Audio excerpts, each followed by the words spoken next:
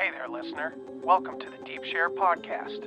I'm your host, Andy Rouse, and for the last couple of decades, I've slowly been opening my eyes to a very different world than the one I grew up hearing about. And the more conversations I have with interesting people, the more mystifying this world becomes.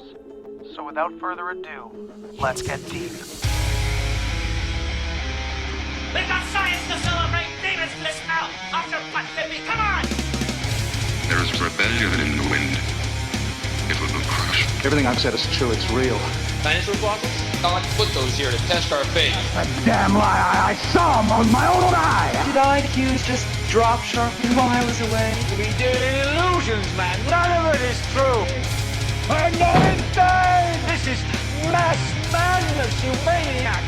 In God's name, you people are the real thing! We are the illusion!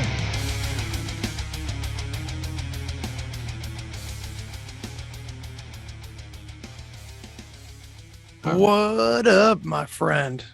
How's it going, man? Namaste and shalom. Yeah, man, it's been a while. How you been?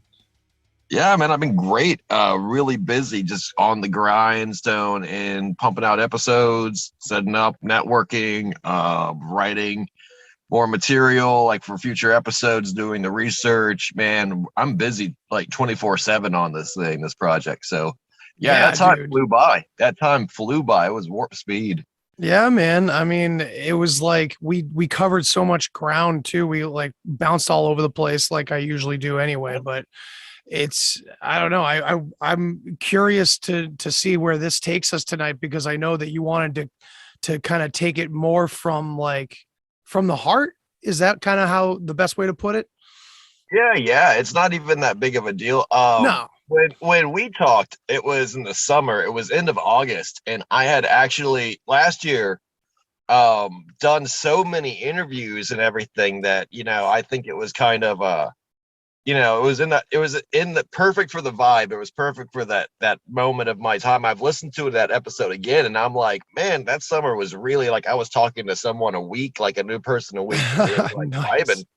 No, and so like this year, I'm actually gonna scale that back, and I want to speak more about my own experiences, a lot more solo shows, a lot fewer interviews with other creators about their work and their specialties, etc. So yeah, more of a personalized year, and seeing how that energy, what that kind of momentum leads to. And That's so, awesome. yeah, this is going to be part of it. So yeah, any shows I do in the future are going to be more about my own portfolio and expertise, because last year it was really just like I was, talking about everything and every subject with everyone. Right. No, it was really awesome. I've never really networked with that many people before that had so many great ideas that were really telling their truth. And I mean, it was really like liberating and all that. So yeah, so this is like more of like a disciplined, more of like a gotta make sure I'm putting that word for myself out there and everything. Absolutely, man. Yeah. I cheers to you, man. I appreciate it. I appreciate all the work you've been doing, man. You've been pumping out episodes and doing tons of lives and stuff. How's that been for you? That's exactly what I'm talking about. That energy right now, it's building. I'm getting better at it. I'm getting more fluid, because public speaking is not even my strong point. This is all because of practice. Practice makes perfect. And yeah, I'm making like 3 episodes a week minimum, with one exclusive episode for my subscribers. So right now, let me just kind of go ahead and give everyone that link. Yeah, absolutely, man.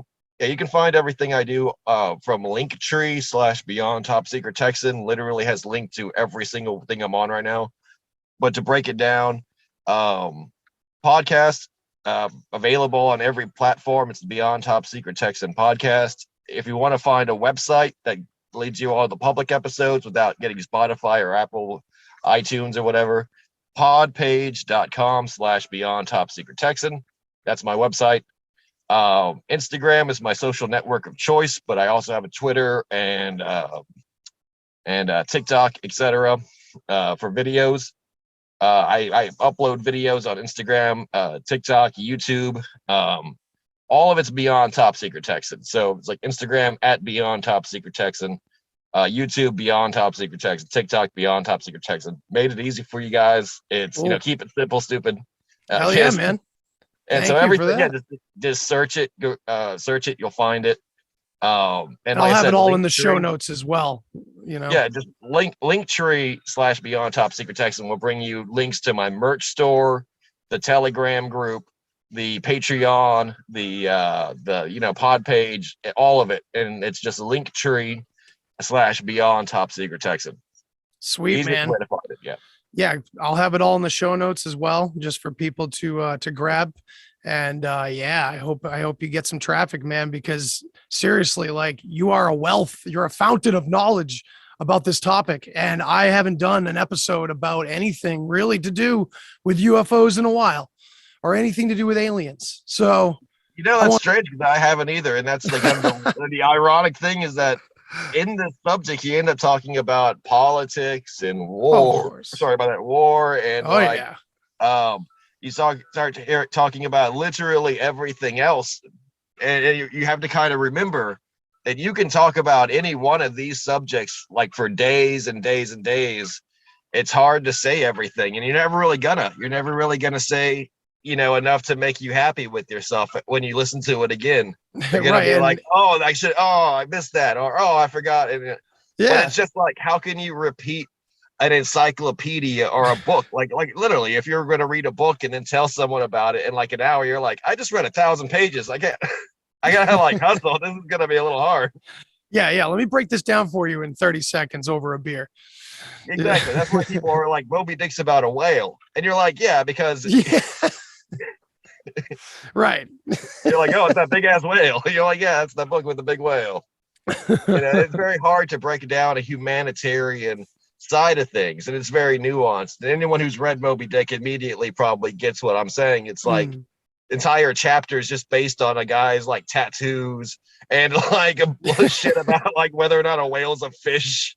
Like, oh yeah, it's deep, stoned, drunk writer thought. Yeah, it's like listening to a Mastodon album in high school, and it's like you're really breaking it down.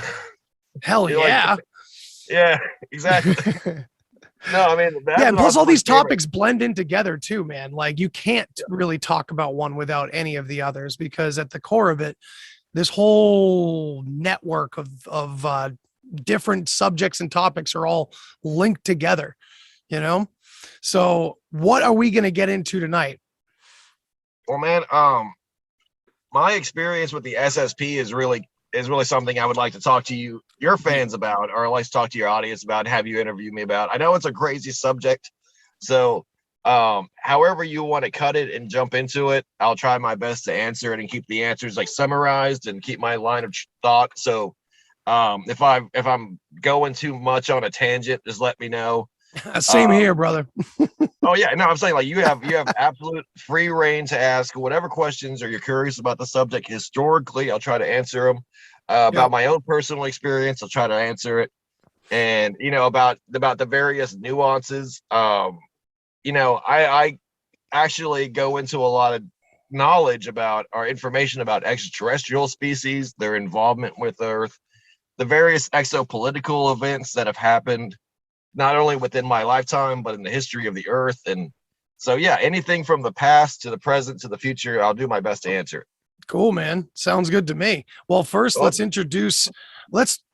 remind my audience who you are. This is Michael from Beyond Top Secret Texan, my bad. No problem. And he was on one of my early episodes, I think, probably in like the teens or something like that, really early on. And I think you blew a lot of people's minds on that one. That was a pretty great episode and a great conversation. And so we covered a lot of things like, controlled opposition in spiritual groups and things like that. And that's another tangent that ties right in, Well, yeah, you can't talk about UFOs or the UFO reality without the ufologists and the UFO researchers who make it happen. Yeah, exactly, man. Exactly. You always have to add the human element to it, and it's all pieces in a giant puzzle. And,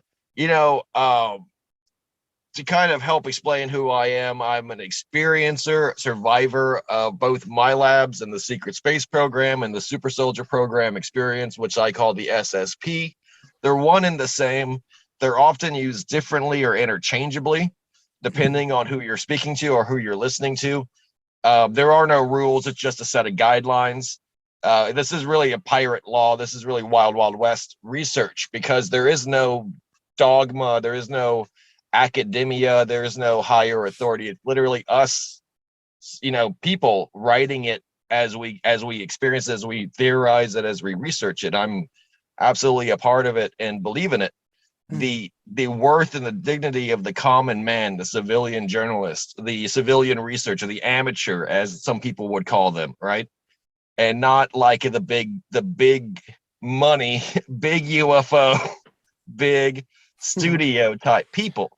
Right. Very much a power to the people kind of person, and I don't believe that these so-called experts are really experts. A lot of them, especially a lot of them nowadays, are obviously paid opposition and keeping the discussion regressed and very skeptical and very frankly delusional and ignorant of the massive amount of evidence and progress that is currently being made, much like Western medicine, etc. When you actually think about terms of health, like exactly, this is the same thing that the medical field, that the political field, that the spiritual field is really going through, that the people are making all the progress and being ignored by all the broadcasts, all the mainstream people who have the money and all that, they're ignoring our progress. But survivor, experiencer, so I have my side of things. It's how I got into it. Lifelong experiencer, abductee, both extraterrestrials and secret governments, groups in the military, the secret societies, gate survivor. And as I grew up, completely ignorant of this, living basically my second lifetime, survived a number of really intense occurrences, both in college and the United States Navy, that were all directly tied into my lab, that were all directly tied into secret societies, military intelligence, civilian intelligence, a lot of crazy shit, right?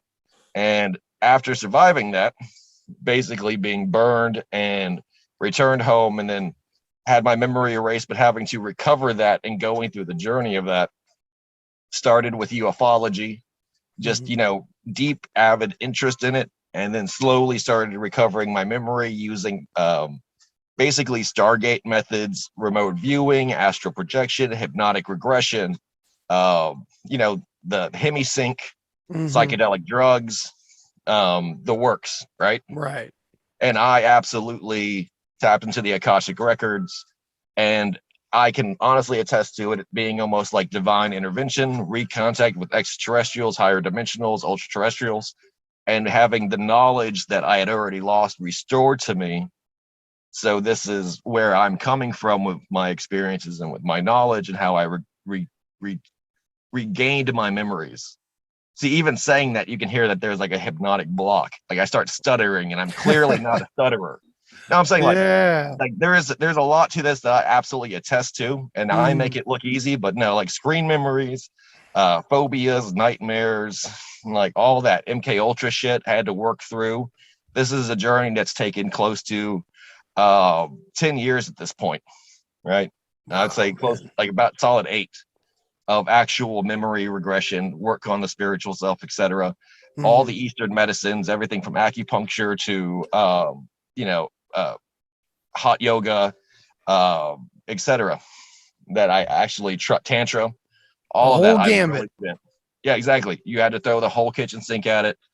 But only after that have I actually started gaining clarity, and am at a point now where I've kind of made myself my own man spiritually, not really taken to one dogma or one doctrine, but it's more like a pragmatic approach to it. And, I'm using that power every day to kind of express that story, express that truth, because that's how the universe really is run. That's how the world really is run. It's all in our face. It's all over the place. It's what the Illuminati is all about. It's what the secret societies really hold. Their secrets, their keys. is how to live spiritually and empower, like basically unlock your inner superpowers, unlock your destiny. And they keep this secret from us because they're gatekeepers. And this evil gatekeeping society, you know, is who we're at war with and who is on their way out. And so we're at a point of great awakening. So the people already know, like, you know, the people are actually waking up in the millions. And this is being suppressed and everything. Like, if you actually think about it, this is the most suppressed, most censored shit in the world. Yeah. Like, And talking about secret space programs, talking about extraterrestrial presences on Earth, not skeptically, not sarcastically, but enthusiastically, being like, are aliens colonizing the Earth? Did ancient aliens help build the pyramids? You know, did they help create humanity from the very beginning? Help our DNA engineer it and shit? The answer is yes. The answer is undoubtedly yes. And there's evidence to prove it. And you don't even need evidence at a certain point. Because no, I'm saying like everything else is the lie, and you start seeing no, it, yeah, it's I all totally forgery. get it. Well, Yeah, I mean, like, exactly. The whole puzzle falls, the whole house of cards falls. exactly. You know what I'm saying? Like, you start seeing like, oh shit, that everything you've been told is a lie. And Right. thus when you start seeing the truth, that lie can't stand up in any form. And you're like, oh man, like I totally get it. Like it's something that's so weird, because I tell people, like, a UFO publicly landed on live news in Moscow in 1995, and it was filmed by a local news station and broadcast, and even printed about in the local Moscow newspapers with photographic evidence. And there's clear video, you know, this It's UFO fucked up. landing, and no one in the Americas ever talks about it or speaks about it. And are things like Zana, who's a reptilian Anunnaki symbiote, who has the reptilian eye transformation on her webcast on Alatra TV. I work with the people from the Alatra TV, with the Creative Society. Oh, right, Alatra. Who employ her. So they've told me, yes, she is an alien. Yes, she is absolutely a reptilian, and she's open about it. They live amongst us openly, and yet you'll never hear that shit on say your History Channel or your Travel Channel UFO shows. Right, but what bothers me is, and not to discredit, I don't mean to do that, just to further the conversation, because you know I'm in bed with the craziest topics anyway. But when it comes to her specifically, because she's someone that I really haven't heard too many people mention outside of a couple of us. And why can't she be controlled opposition? You know what I mean? Like, well, because I just feel like they're, you know, it's so easy. Like, I know it's not being shown to the masses. Like, no one is in their algorithm who's like watching Sex in the City and How I Met Your Mother every night. Is like, maybe that's a little dated of a reference, but whatever. That's why I think they're not going to see those kind of videos, but we are going to see those constantly. And I know that they mix in truth with lies and everything. I'm just curious, where you, for yourself, where do you draw the line when it comes to how much you believe that comes out of anything we see, due to the heavy influence of controlled opposition out there? Well, actually, that's the thing. I'm not ever at a skeptical position, because I believe skepticism as akin to atheism, where you're looking to deny rather than accept proofs of. You're not approaching it with a true neutrality. With Zana, I've done my research. There is no, yes, you can always say CGI, prosthetics, special effects, etc. But even within, like you said, her videos, they're very obscure. This is a very counterculture type thing, especially now because it's pro-Russian and pro-Russophobia phase, that this is not something that is made simply to profit from, and it's not controlled by a what's it called, a black rock or Vanguard, the Black Cube, Blackstone, right? What's that major company that owns all the news networks? BlackRock. Sorry, I was muted. BlackRock. Yeah. Yes, BlackRock. No, it's not one of the major two BlackRock or Vanguard puppet companies, right? It's not on Fox News. She's not being, like I said, not puppeted to the masses. And so that relieves a lot of skepticism. And also at the same time, a lot of people have been conditioned to see evidence, right? Evidence with their own eyes and say, no, I don't believe what I've seen, because they're told this maxim, never believe what you see. But it's the opposite, actually. The maxim is not that. The maxim is only believe what you see with your own two eyes. It's never believe what you hear, only believe what you see. That's the real maxim. And yet people have the maxim, don't believe anything. And so they can literally see a UFO or a video of a UFO that's clear as day, that is a high definition video, and they'll immediately say CGI. They'll immediately say special effects. Yeah. And it's a shame, but that's the current phase of the psyche of the atheist agnostic, because unlike spiritual things, which they'll constantly deny or say that they're mass psychosis or personal mental illness or et cetera, and that there is no such thing as the metaphysical, which we know is absolutely contrary to the reality of all ancient theology, all ancient wisdom, all experience with the supernatural, preternatural, ultranatural, just the idea that ghosts exist, right? You know, things like that. Well, I'm saying, like, these are the actual, like, we want scientific proof. We have the scientific proof. Ghost, you know, it's absolutely known as a scientific fact that the ghost phenomenon has physical evidence to it, right?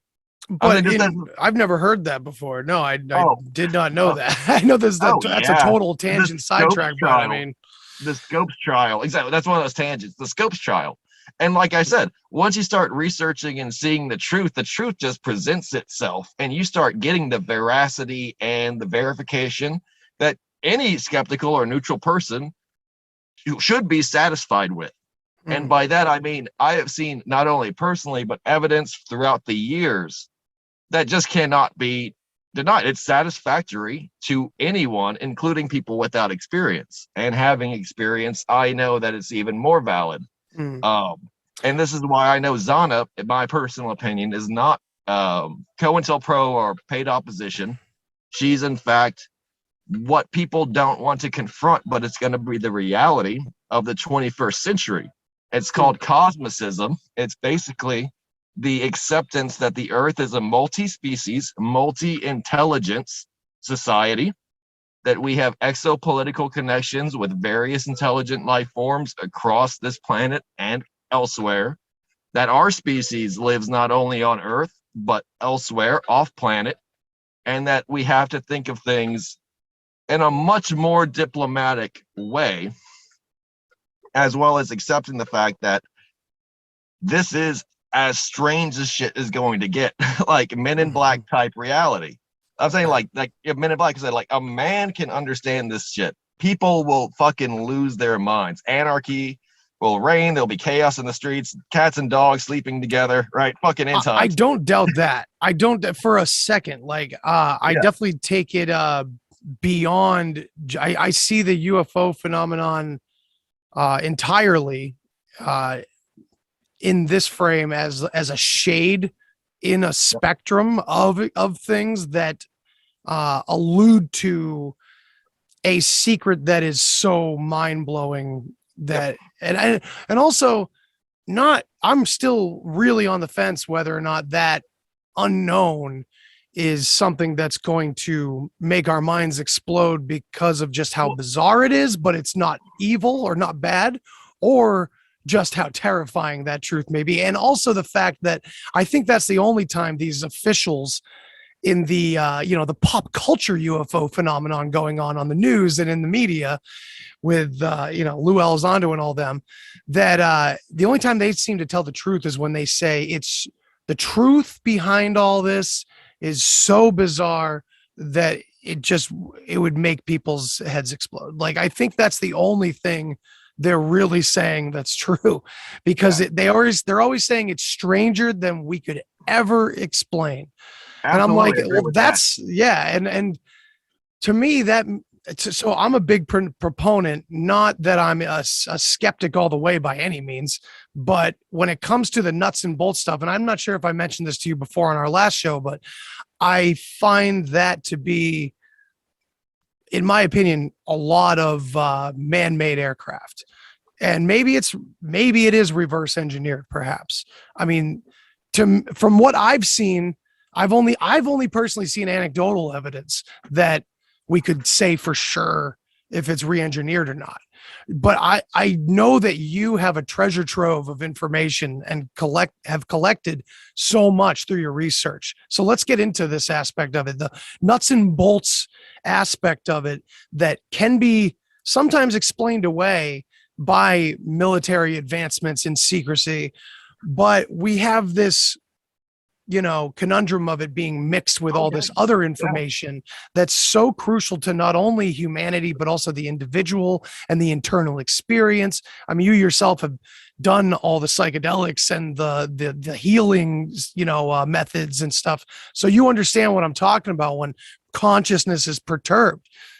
So let's get into that part. They're one and the same. And the people who invented a lot of this technology were on very, very powerful psychedelics when they came up with many principles, including straight up dreaming. The guy, the Indian physicist, for example, who would see visions of blood and the goddess Kali give him mathematical formula, some of which verified and proved black holes, etc. Way before we had astronomical evidence and proof, mainstream society-wise, that black holes were even real. The psychedelic vision, the spiritual experience is absolutely how we tap into higher dimensional realities, and those platonic realities is how we get technology. It's one and the same. Spirituality and technology is absolutely the same. Now, brief history, how to explain the UFO phenomenon, SSB history. I'll try to run through it. Yeah, let's get into this SSB big time. So basically, at one point, there was an absolute society, a global spanning society of advanced technologies that use the Earth's natural power grid and kinetic energies to achieve aviation supremacy, right? These entities, these people, they were hybrids mostly with reptilians or ruled by reptilians, were wiped out as part of a great culling of the reptilian race with an alien invasion from the Astro High Command, right? And I know that's, you can say that's way, way more advanced than what you're looking for. But basically, fast forward to when we were recreated in the Great Reset. Mankind picking itself up from the ashes of a great cataclysm known as the Great Mud Flood, the Great Reset, the Great Tartarian Saga. I know you've heard about that, right? Everyone loves Tartaria. This is exactly what I'm talking about, right? The lie is to hide the reality. So when mankind picks itself up from the ashes of a nuclear war or a great flood or some kind of cataclysmic plasma disaster, right, that was intentionally used to fuck up our society, we have amnesia. We're walking around fucking banging pots and pans together, wearing tuxedos, thinking we're the mayor of whatever the fucking town we're in, right? Yeah. Fallout style, right? Totally tribals, just trying to learn how to fucking fight again, right? Right. Cowboy days, basically. America starts expanding westward. A lot of the cities, bases, etc., are where they are now, but were then also. Groom Lake, etc., just has hangars of fucking UFOs, what we would call UFOs. They're just advanced aviation platforms that use anti-gravity, the electronic ether, Tesla technology, for lack of a better way of understanding it. These aircraft, which are technically alien technology, reptilian technology, but have been man-made and suited for mankind's use, are quickly reverse engineered. Now, the technological advancement from the late 1800s to the 1900s and onward is something that they deeply cover up. We had developed gravitational manipulation, electrogravitics, harmonics and resonance technology using sound and manipulating sound waves to do things like weaponize sound, as well as use it to achieve lift and power. Thermodynamic resonance is absolutely a strange topic. So all these high advanced sciences, right? I'm saying like all these crazy fucking things, nuclear power, anti-gravitics, they were forming breakaway civilizations as early as the Great Depression. And even before that, with aviation clubs of wealthy aristocrats from the West Coast, from the deserts, from the Mideast or Midwest, and they gathered in Chicago World Fair they had operating platforms that were described as flying cities back in the 1890s, right? We had minds like Nikola Tesla and beyond who just didn't get the press, right? Already thinking at these things in the age. Einstein, for example, was alive and operating in the 1890s. People like that were alive back then. They just were all working towards fucking figuring out tomorrow, the future. They were even theorizing space stations, off-planet things. And yes, the space program really began in the 1800s with people like Jules Verne publicizing it and making it spectacular with science fiction. But real, like Russian scientists, European scientists, like the French, the British, Americans, North Americans, Canadians, even Mexican, and even Indians were learning how to fly.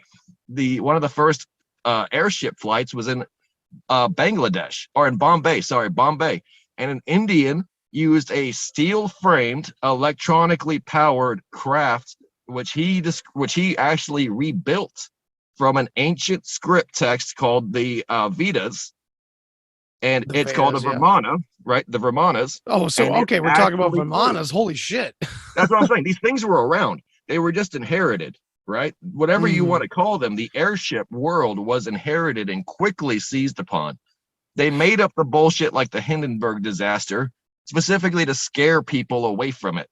But that's absolutely the reality of the breakaway civilization. They've done the same thing with nuclear energy 1,000-fold. I mean, nuclear energy could be used in the most brilliant way, but it's used purposely in the wrong way with old shitty machines. It's a whole rabbit hole right there. Oh yeah, technology is made stupid for us intentionally down here, because they don't want the peasants to read, basically, and learn engineering and learn mechanical engineering and learn how much power you can get with your mind. Because the great catalyst for evil is to gatekeep the truth. And the only way this is possible is because the true leaders of the world are actually kind of distant. Like, they don't live here. They don't live with us. They live literally isolated and separate. And that's the way they've divided the societies. There's a breakaway civilization of true intellects and true engineers and true physicists, where each one of them is like a fucking genius, right? And they're all Leonardo da Vinci smart. They're all fucking artists and stuff like that. And these people are now live off world, but they're the ones who secretly pioneered all of the black budget projects, who secretly run all the world's corporations. They're called the tall whites. They have the cone heads. They even look they're generally 7 feet tall. They even make a joke of this in like a very famous movie, Twins, with Arnold Schwarzenegger and Danny DeVito. They're both genetic twins, but Arnold Schwarzenegger's given like fruits and vegetables and like left to be on an island, and he gets super big and tall. The genetic factors don't really matter. It's how you're raised. And they raised Danny DeVito in our world, and he's short and he's surly and he's fucking mean. He's kind of a crook, a pervert. Our society has been raised mentally and spiritually to be midgets, rather than them who are the Supermen, the Aryan men. Now, this is where it gets weird, because our history is completely a lie to history. So UFOs, like I said, that World War I, in my belief, was our first war with a hostile, intelligent life form from Earth, a ultra-terrestrial, right, a crypto-terrestrial. They're kept intentionally secret, but we share our world with subterranean life forms, atmospheric life forms, species that exist in isolated regions of the world. They're not as numerous as us. They may not be as advanced as us, but they are as intelligent, and they can put up a fight, right? And this was World War I. This was fucking crazy, because the Habsburgs started getting UFOs, started getting wise to it. The entire world shifted into invasion mode. It got in league with the New World Order, started doing a lot of crazy shit, which didn't make a lot of sense until you start thinking about aliens and alien invasions motivating the progress of secrecy, motivating the progress of the distribution of weapons, the motivation of the funding of weapons programs themselves. Like the $200 trillion budget of the American military. Right. You know, like, we have a bigger military than the next military by like 10 times or something like that. It's ridiculous. It's all because the motivation was absolutely present. It wasn't just because we had these super like aircraft. It was because we now knew that it was just an equalizer and basically what was going to be a constant fight for our survival. And instead of letting free thought and freedom reign, they started keeping suppression and secrets. This is where your men in black come in, right? Mhm. But basically, the United States has been actively engineering and reverse engineering any acquired alien technology, whether it be shot down or just found. We have active deals with extraterrestrials for their technology, helping us develop new forms of physics, exotic power, propulsion devices, energy sources, etc. This has explained the cattle mutilation and the human abduction phenomenon with the Greys and their colonization efforts, their interbreeding efforts with us, seizing of semen and eggs, and kind of like a ritual breeding program that's affected literally millions of people around the world, right? The Eisenhower Treaty, the Greada Treaty with the Greys is for the technology is why they did this. The creation of Solar Warden, which I am a veteran of, which is my specific experience, as well as the creation of hundreds of different space programs from many different organizations, all collectively called the Earth Alliance. And this is like NOTWAFN, this is the Solar Warden, this is the ICC, the Interplanetary Corporation Cartel. This is like, your various other, Atlantis Rising, military secret society type groups that spread themselves out and serve as networks or communication efforts, secret agents, gatekeepers, basically the shadow rulers. The major secret of all the organizations is that they're keeping the secret, and the secret is this, that we are not alone, that they actively walk amongst us, like very Men in Black, like the whole thing is so we can constantly keep coexisting. We can constantly keep the pretend up, the secret up. And basically that's, ethically where I'm against, but that's why there's great efforts to deny, to distance, and to keep secret through terms of national security, terms of even silencing and terminating witnesses, whistleblowers. They've killed people to keep this secret. They will kill again, depending on the material that gets spread out there. And various other things like the control of the mainstream media, the control of academia, the control of the discourse, the free speech involved in UFOs. This is very well documented. And look at the Phoenix lights, for example, that a UFO can be seen over the city of Phoenix, and only 4 tapes can survive from, 25 years, and that everyone who spoke out against it was very visibly silenced, and it was made a mockery of, and it was made a joke of, because it's not what's happening, it's what they want you to think is happening, which is this, it's not, don't look up, like that movie. It's not what's happening, don't look up. Like, they just want you to fucking listen to them. And that's the thing, the power that they seek. And so with UFO technology, it's not really, it's top secret, it's just discreet. And things like anti-gravity, things like nuclear propulsion, nuclear fission, light speed travel, teleportation, warp speed, it can all be found, literally all found on YouTube. The discussions for how practical they are, how they work, the physics behind it, and it's all realistic. It's all absolutely science fact. None of this is science fiction. Even things like, and they tell people in science fiction before it happens, so that it's always associated with that. Famous example, the Alcubierre warp drive from Star Trek. Alcubierre warp drive in Star Trek. It crushes space-time in front of it, and thus you're basically falling through time at warp speed. Some physicist in the 90s, mind you, 20 or 30 years after the Alcubierre warp drive was in Star Trek, created the math behind it and proved that it was absolutely possible and relatively very easy to perform. And so this is not like you think, where it's like a child saying, oh, we're going to go to hyperspace, and there's no real physical propensity to it. NASA of it has just come out with an engine that can reach 99% of light speed. This is in 2022. This is happening right now. Wait, And is that news, like public? yeah, I or posted it on my Instagram. Exactly. Oh, no People shit. aren't subscribed to like aviation aeronautics monthly. Right. That, yeah, I was Are- actually recently talking about that. You know what I'm saying? Like there's hundreds of publications like Aviation Weekly in 1989 posted a fucking photo of a gray alien taken at Edwards Air Force Base Holy under an shit. article saying we've gotten help from friends to create the future of airline or future of aviation, right? Damn. And they posted this photo. Bill Cooper talks about it.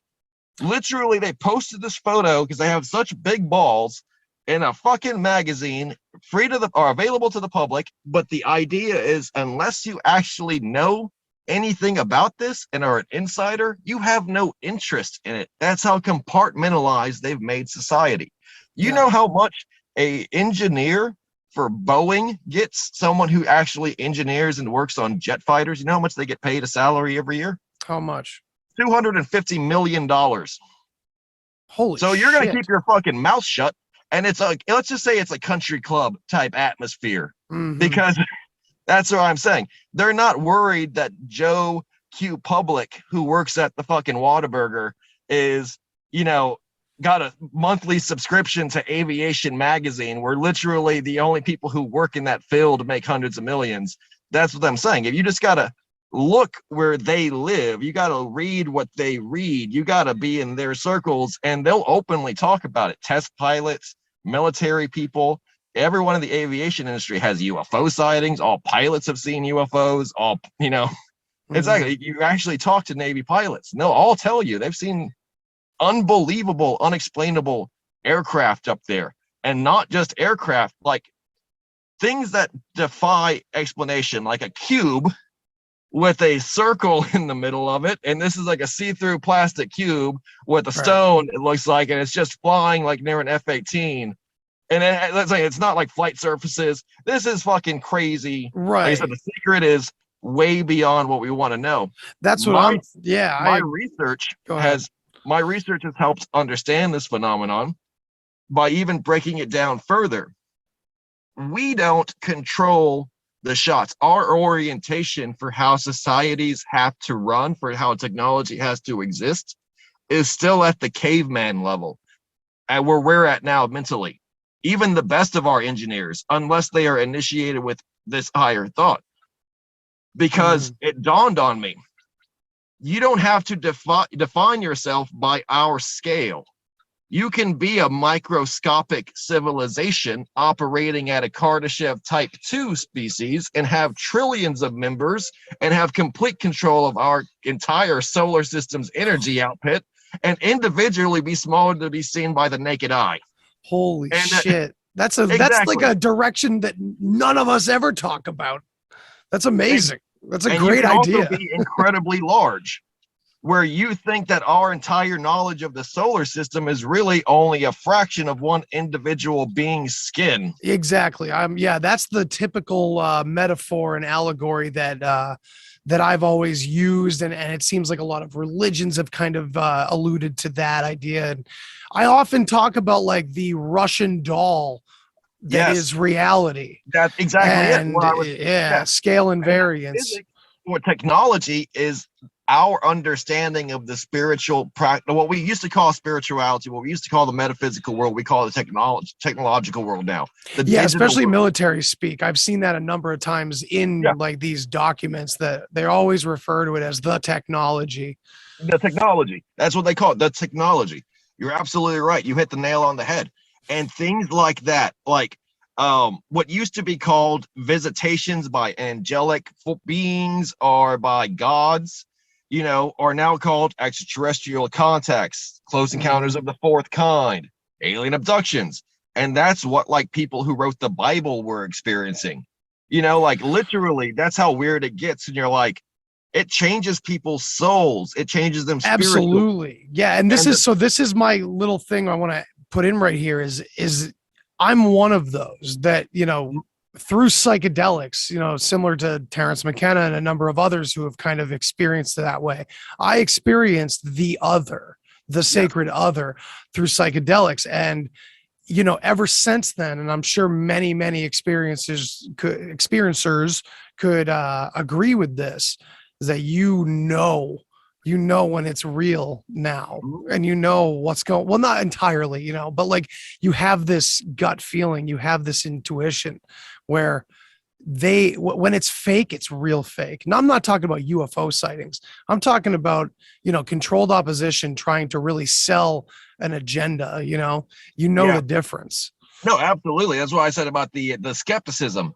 Because if you know about reality, you can't say you got hit by a truck and you're fine, though. You didn't have a bruise. Like you're fine. You just got hit by a truck. It ran over you, but you're fine. Because that's not reality. Reality leaves a mark. Reality leaves an impact. Right. And if anyone knows what they're talking about when they're talking about this subject, it begins to literally open your mind to the point that you can't stay the same. Like people who never change their perspective of things, they're intentionally hiding data or not doing the research. And that's another thing I have with people. But anyway, I'm saying like there's like people like Linda Moulton Howe, for example, who I've talked about that there's no way she's researched cattle mutilations without coming to some very present conclusions that she's ignoring. Like they mutilate people. They mutilate every kind of animal, including cats, dogs, dolphins, seals, like whales, weird shit. And people don't talk about how close, even the people alone, there have been verified human abductions that end in death and mutilation. And like with the classic cattle mutilation effects, the meat taken off, etc. Right. No blood and all that. Yeah, exactly. She will not talk about it. Another thing that Linda and many of her counterparts are guilty of as well, and this may be a biased perspective of a crazy conspiracy theorist, but I mean, when you are researching conspiratorial subjects and controversial things that the public or the government doesn't want you to talk about, there's such a lot, there's just so much more that's going on in the subjects that people like her are bringing up on a major platform. You know what I mean? Like they're kind of glossing over, seemingly on purpose, but I mean, she tells stories like her whole thing, not her whole thing, but you look at Linda after so many years of her being in this field, and you notice that she's been lured into, people that are willing to give her secret information quite often. And yes, she was a journalist, fine. But pretty soon, like this has always been her topic. It's always been offbeat from the mainstream. You know what I mean? So she's always been one that has been lured in one direction or another. Yet that's the story she presents. That's the public facing side to her figure. So it's like, it just feels like a character being built in some way where like we see her as vulnerable. She's like this person who goes in deep and gets the stories and it's just, I don't know. I kind of lost the track there for a second, but no, it's a carefully crafted brand. And if you watch her now, you can see it's kind of really starting to fall apart. Like she doesn't have the momentum in her own career. Like people are past what they're saying. People like her are espousing quote unquote controversial topics that are no longer really controversial when it comes to people like us. Exactly. And it's going to be the proof is the painting on the wall, the writing on the wall. But to go back to the technology of the UFOs, so to answer your question, I'd say it depends on where the UFO is sighted to verify whether it's more likely a man-made UFO or more likely an extraterrestrial UFO. Mm-hmm. If it's filmed in the United States, most likely it is a man-made UFO. If it's filmed in South America, most likely it is a extraterrestrial UFO. If it's filmed, for example, in Europe, it's most likely a man-made UFO. But if it's filmed in the third world, it's most likely an extraterrestrial UFO. And what do you make of all the? What do you make of? what do you make of all the like you mentioned before, like a cube floating with like a dot in the center and shit? Like that's the one example out of many examples of completely not consistent reports. And I know that we have our typical reports about what we think of as flying saucers, but then we My have the personal crazy opinion- cubes, we got the orbs, we have the random shit going on with our skies that doesn't even necessarily suggest UFOs, but like there's so much shit going on in our skies that my it doesn't answer to that go ahead. is the cube and the orbs, various kinds of AI, various kinds of hyper advanced drones. Oh, And okay. this is indicative of a AI that's already achieved self-sufficiency and has done so maybe from the ancient world. This is an AI that literally would probably operate in conditions intolerable or unsurvivable to mankind, deep in the earth or in remote areas, and has sent observers or is performing reconnaissance. This is literally like the world that we live in. One of the truths to it is that it's artificial, that this AI is like a computer that's locked in a mountain that has 100 different, versions of itself scattered across the world, and doesn't operate with the conditions of a biological necessity and can slumber for 100 years if it needs to, for example, constantly developing and improving itself. But we are not dealing with entirely human or biological in nature extraterrestrial intelligences. We are coexisting with AI at this point. Also, it's mind-blowing to consider that AI is inhuman in its functions, and thus, doesn't have to literally obey or abide by any of our logical conclusions to how it should run or should exist, what power system it should use, what propulsion system it's use, what scale it should be, for example. It's not, like I said, we aren't the center of the universe. And if it's an AI that's constantly refining engineering algorithms, imagine the technology that it could create, especially if it's not given to human limitations or even considering human considerations. It say it doesn't need a camera because it doesn't have eyes. Its sensors are picking up like magnetic anomalies, and it's more attracted to the jet's radar than it is anything really about the warfighting circumstances behind the jet's creation. And so it's not a military aggression, but more of just a scientific observation. And that this AI was actually made not even by humans, by maybe reptilians.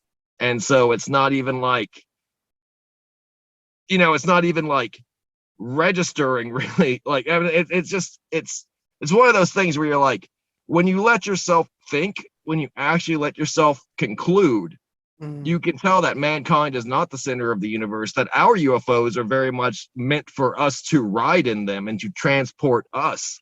But other beings' UFOs are sometimes living organisms in themselves. Like I said, a plasma in nature rather than a solid, more of a plasmological phenomenon. Could be crystalline in structure, crystalline in nature. Could be doing things like refueling when it's observed sucking up seawater, say in the middle of the Atlantic Ocean by a United States Navy destroyer or something. These are observations that have occurred, right?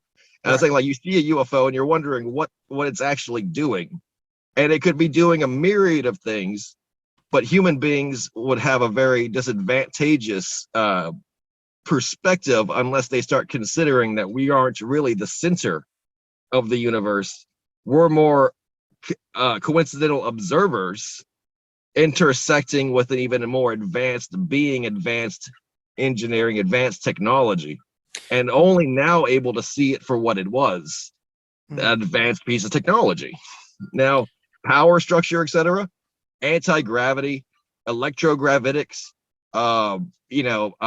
every kind of exotic material, nuclear fission, nuclear power, doesn't have to be large really to be successful, to be efficient.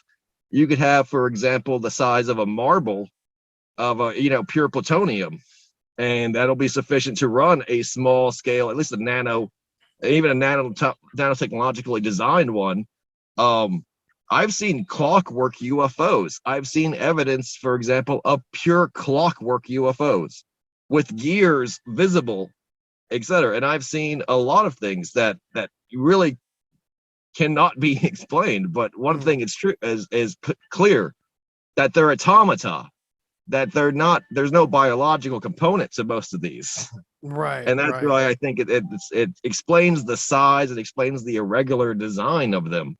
And you're right, like, why are UFOs sometimes so small and so irregular? They're described in only geometric patterns, because there's no way really to understand what you're looking at besides a flying cube with a circle inside of it. Right. You know? Yeah. That's Pretty far out, man. right? Yeah, I love it, man. It's giving me a refresher, you know. It's like the TR-3B, the flying triangle, the flying saucer. That's called the Hanabo.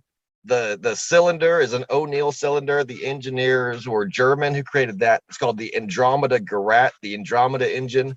It's a colony ship. It's a life support ship for most of the crew. Basically, we've fashioned them in the Solar Warden as flying aircraft carriers. Would you like a history of the human space programs and the technology that they kind of employed and they use a lot, so that you can kind of reference UFOs in the future when they're seen for being man-made? And for example, the Black Triangle. Triangle is almost entirely man-made nowadays. The TR-3B, that is ours. That is absolutely ours. But so are flying saucers. Flying saucers are completely ours. Those are just older, even some would say more European designed models called flux liners. And there's a clip that goes around where there's a view from the sky coming down towards an aircraft carrier, and there it is, a big friggin' round flying saucer sitting on the deck, and it's not Photoshop. You can tell it's legit there. There's just a bullshit explanation given for why it's there. It's not Photoshop, you know. So that's interesting. Same with the flying triangles. There's photos of people on their porch in suburbs taking photos of flying triangles in the middle of the day, just flying around. In major cities like Philadelphia, there was a sighting of flying triangles as early as the 1950s, and the guy who saw them was a veteran of World War II and had, obviously had experience with, aviation spotting. He gave a very clear description of what they were. And the CIA, had to basically come out and say, "Oh, that was us. That was the flying wing. We were designed," but they were flying it over Philadelphia. Like they just, obviously, like the flying triangle has a 50 solid years, if not more, of execution in the United States. Now it's obviously powered with anti-gravity, anti-gravitics, and now some people would say that's alien technology, but really it's our technology. It's exotic technology. It's black budget technology. It's skunkworks technology, but it's absolutely made within the realm of human engineering. And we use it in the military for things like reconnaissance, troop transports, etc. Even in the real world, we've used it in Afghanistan. We've used it in Iraq. We've used it in the Middle East.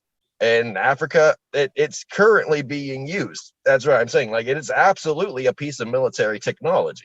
Right. And it's just another same with exosuits and all kinds of other crazy shit that's happening now, because everything accelerates at an exponential rate when it's accelerating. And right now, everything is being extra accelerated than it ever has been in this century or even before that.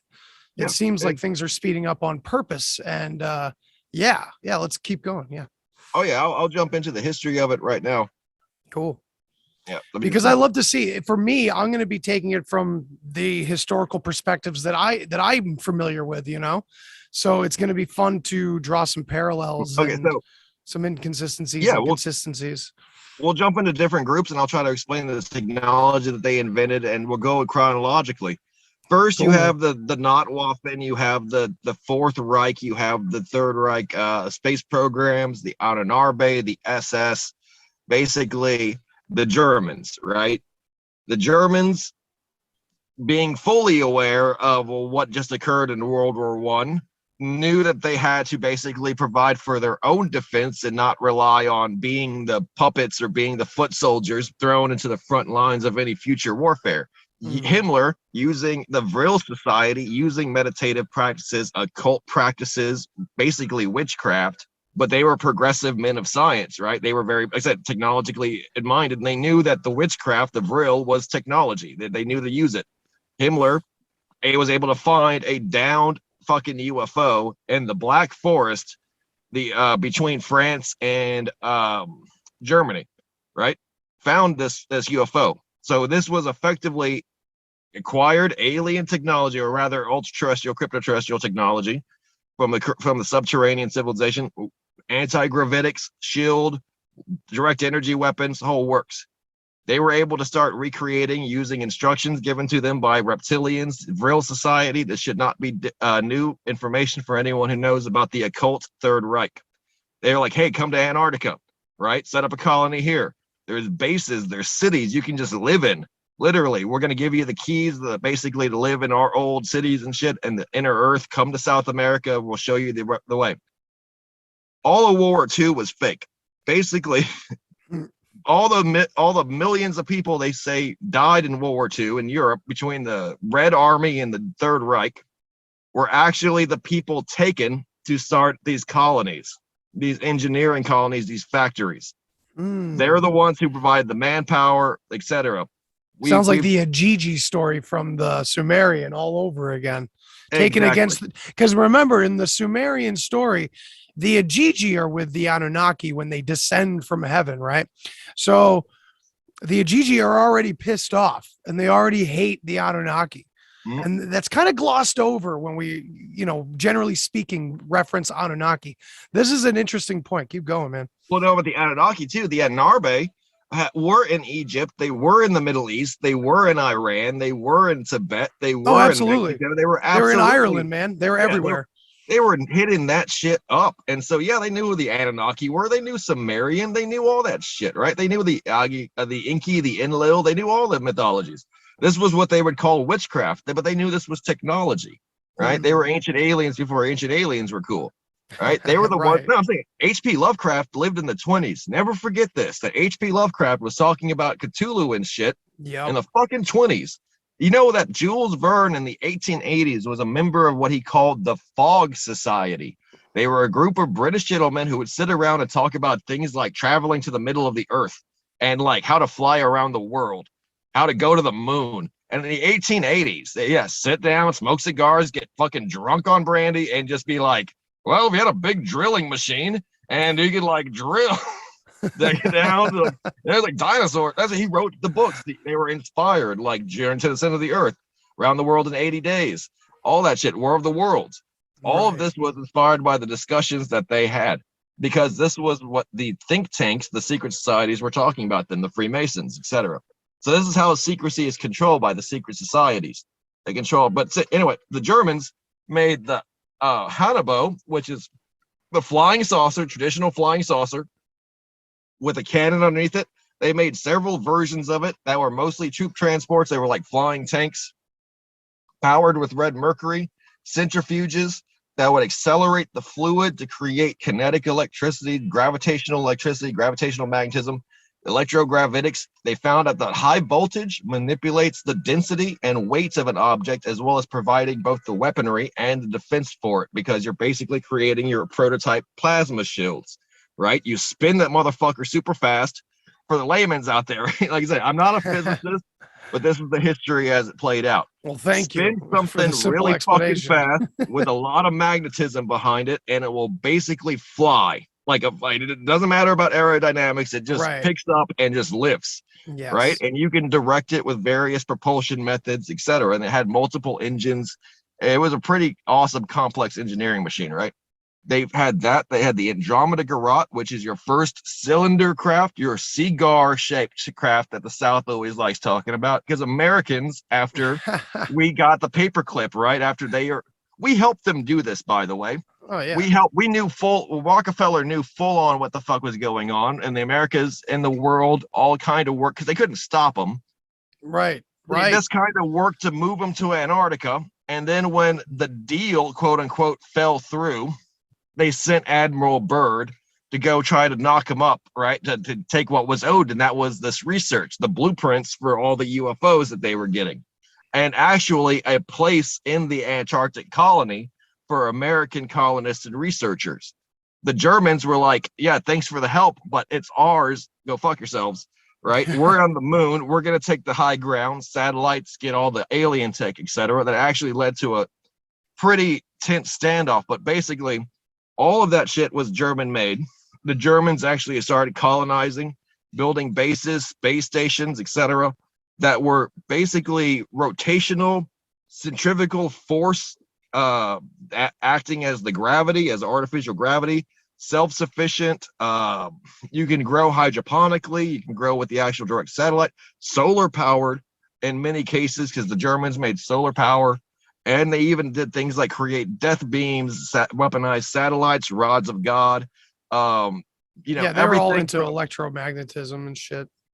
Exactly. They created all this weaponry. They immediately got the high ground, and this is why the Third Reich, the Notwaffen, became the most powerful and the first. It needed global control of all the various powers in the world and created what is basically known as the ICC. Through various mega corporations, mega companies, internationalists, cartel, banksters, etc., in the industrial sector, in the manufacturing sector, in the mining sector, real industry, not just like bullshit foo-foo stuff. I mean, like Vale from Brazil, who just does all the mining in Africa and shit. I mean, like all the bullshit, all the mining, all the materials, all these mega companies like Shell, all of them, right? Yeah. Most of their funding and their boards of directors are completely controlled figures from the Dark Fleet, and they just obviously make sure the paperwork is all hidden, but most of the funding, most of the money that they generate goes to these off-world projects. They provide all the labor, they provide all the industrial equipment, they provide all of that, and they're called the ICC. Most of the colonies on the moon, Mars, Hollow Earth, different continents on like Antarctica, shit like that, are powered and controlled by the ICC, completely off the books, completely immune to any kind of government oversight. They are completely privately controlled, right? Halliburton, Bricktail, all of them. They build the fucking spaceships. They build the bases. They build the bases that build the bases. They build the bases that build the spaceships. They're the ones who do all that shit. If you need a toilet put into a spaceship, it's going to be one of these motherfuckers doing it. Right. And they do this ingeniously by employing native populations in very far remote places like Indonesia, Java, South Pacific, especially, or Africa. And there are millions of locals to pull from. They provide the education, the uniforms, the training, etc. And these people don't even have fucking social security numbers. They're completely off the books. They literally found islands of people and were like, guess what? You're learning how to weld. You all have jobs. God bless America. And they're like, God bless America. We love America. What is a Dorito? Doritos are great. Literally. And you wouldn't believe it, but you'll find an island and they're driving like, you know, fucking Toyota Priuses and shit. And they live and they live their lives thinking that they honestly work for the United States Navy as a Brechtel contractor that's working on a submarine. And they think that this makes perfect, because they don't know any better. All their media is controlled though through like a panopticon, and their entire like their house is built by the same company that gives them a paycheck. They literally are in this little like world that's like a snow globe created for it. This is how they manage this, and they use the manpower to provide for colonists. They clone, they do abductions, human transfers. The most valuable thing that they trade literally is people. And yes, they mine off world for rare minerals, materials, etc. But human trafficking, human labor, human skill, human training is how the ICC is really powered, right? Yeah. But anyway, spaceship wise for them, they started building a lot of the bulkier freighters, the bulkier craft, etc., as well as mass producing TR-3Bs, space planes, etc. Anything that the military has as a blueprint can easily be mass produced by any one of these major manufacturers. Like I say, the people who make like the B-52 stealth bomber, Right. they can give that blueprint to say the Brechtel, BlackRock owned manufacturing specialist, and they can then take that blueprint and automate the process, give it to Mitsubishi, and Mitsubishi can make fucking thousands of B-52s without the United States taxpayer ever being the wiser. And Mitsubishi can take all the manpower, all the paperwork, and call it something fucking else. No one reads Japanese. No American or Westerner will ever be the wiser. This is how you they could do be it. No, Donald Rumsfeld on national TV and just say, we don't know where all of it went. exactly. $3 trillion, right? Oh, No, shit, an explosion. and not only that, you think the United States military budget is massive. Think about the global GDP plus the actual private fortunes of the world's richest families. The Rothschilds are rumored to own $500 trillion. They could give $100 trillion to build a base on the moon and still have $400 trillion. My God. Yeah, I heard, I heard something about a Rothschild getting kicked out of Russia recently.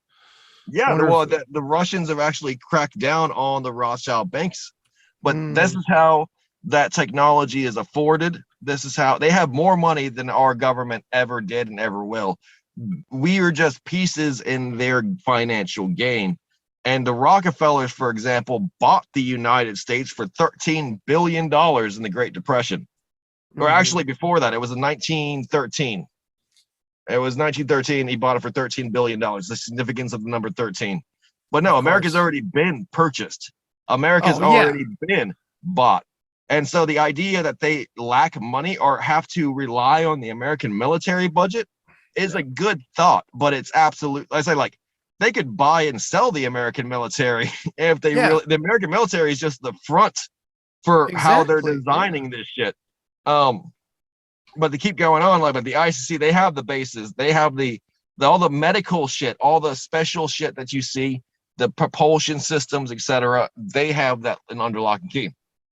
Since the ICC and the Notwaffen were stretching themselves thin, and remember, this is all completely under the supervision and control of the extraterrestrial powers that I know exist and everything. So yes, we're seeing extraterrestrial and origin craft at the same time as well. Two of those being very popularly known as the pyramid-shaped ship and the ball of light, basically the plasma light, right?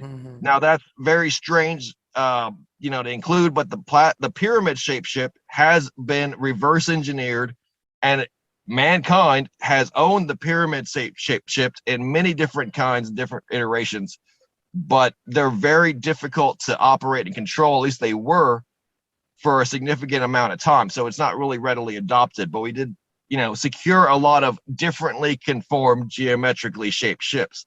The plasma ship, as it's seen, is generally of a Venusian nature. That's completely extraterrestrial, where the ship is more just a light. The ship is more non-physical, non-corporeal, right? Like that's where you start getting like time stopping.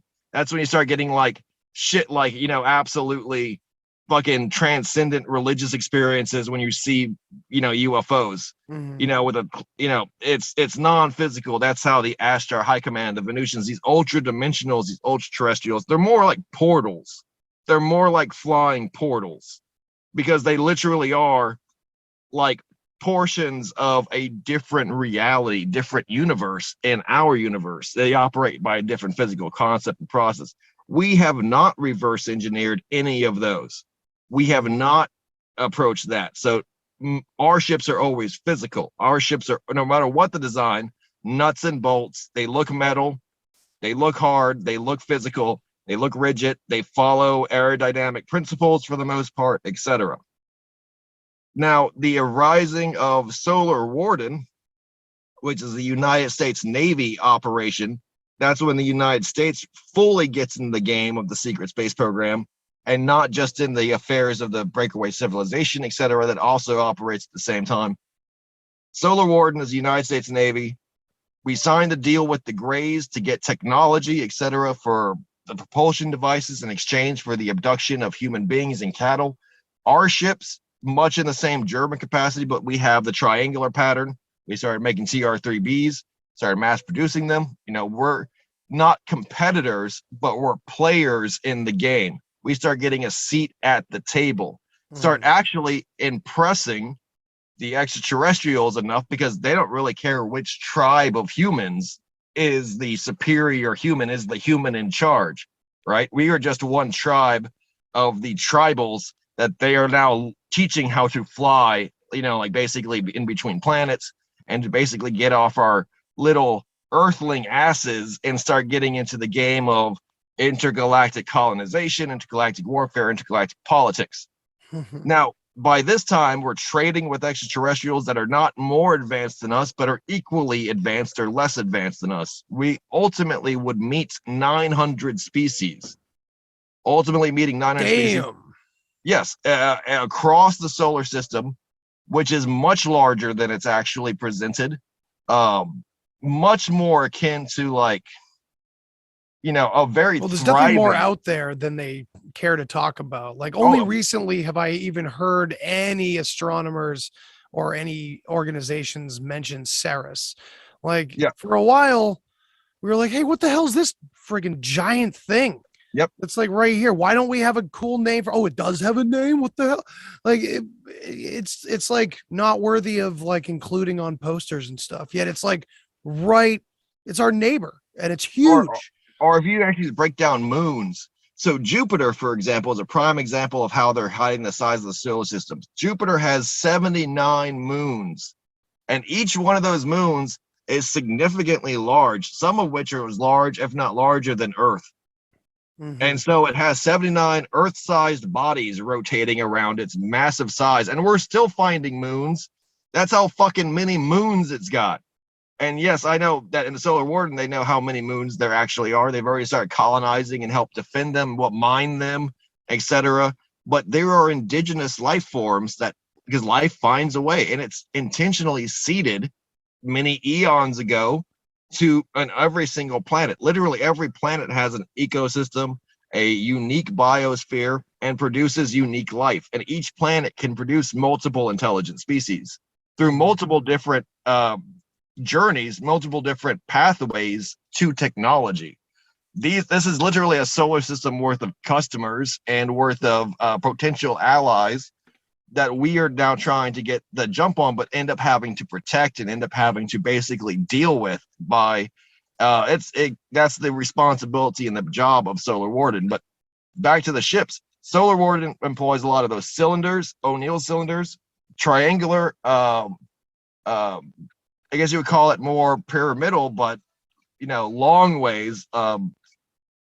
They look a lot like surface ships. They look a lot like Navy ships. They look a lot like flying submarines. Yeah, and they have many of the same squadron capabilities. They have many of the same squadron capabilities and responsibilities, like flying aircraft carriers, flying missile destroyers, flying defense ships that operate purely as shielding, flying refuelers, logistic vessels, transport craft, living stations, colony ships, etc. There's dozens and dozens and dozens of different patterns. The intense thing about this is that some of the designs are fantastic looking, and they've already been leaked and predictively programmed for you to associate them with fantasy, but they're absolutely real.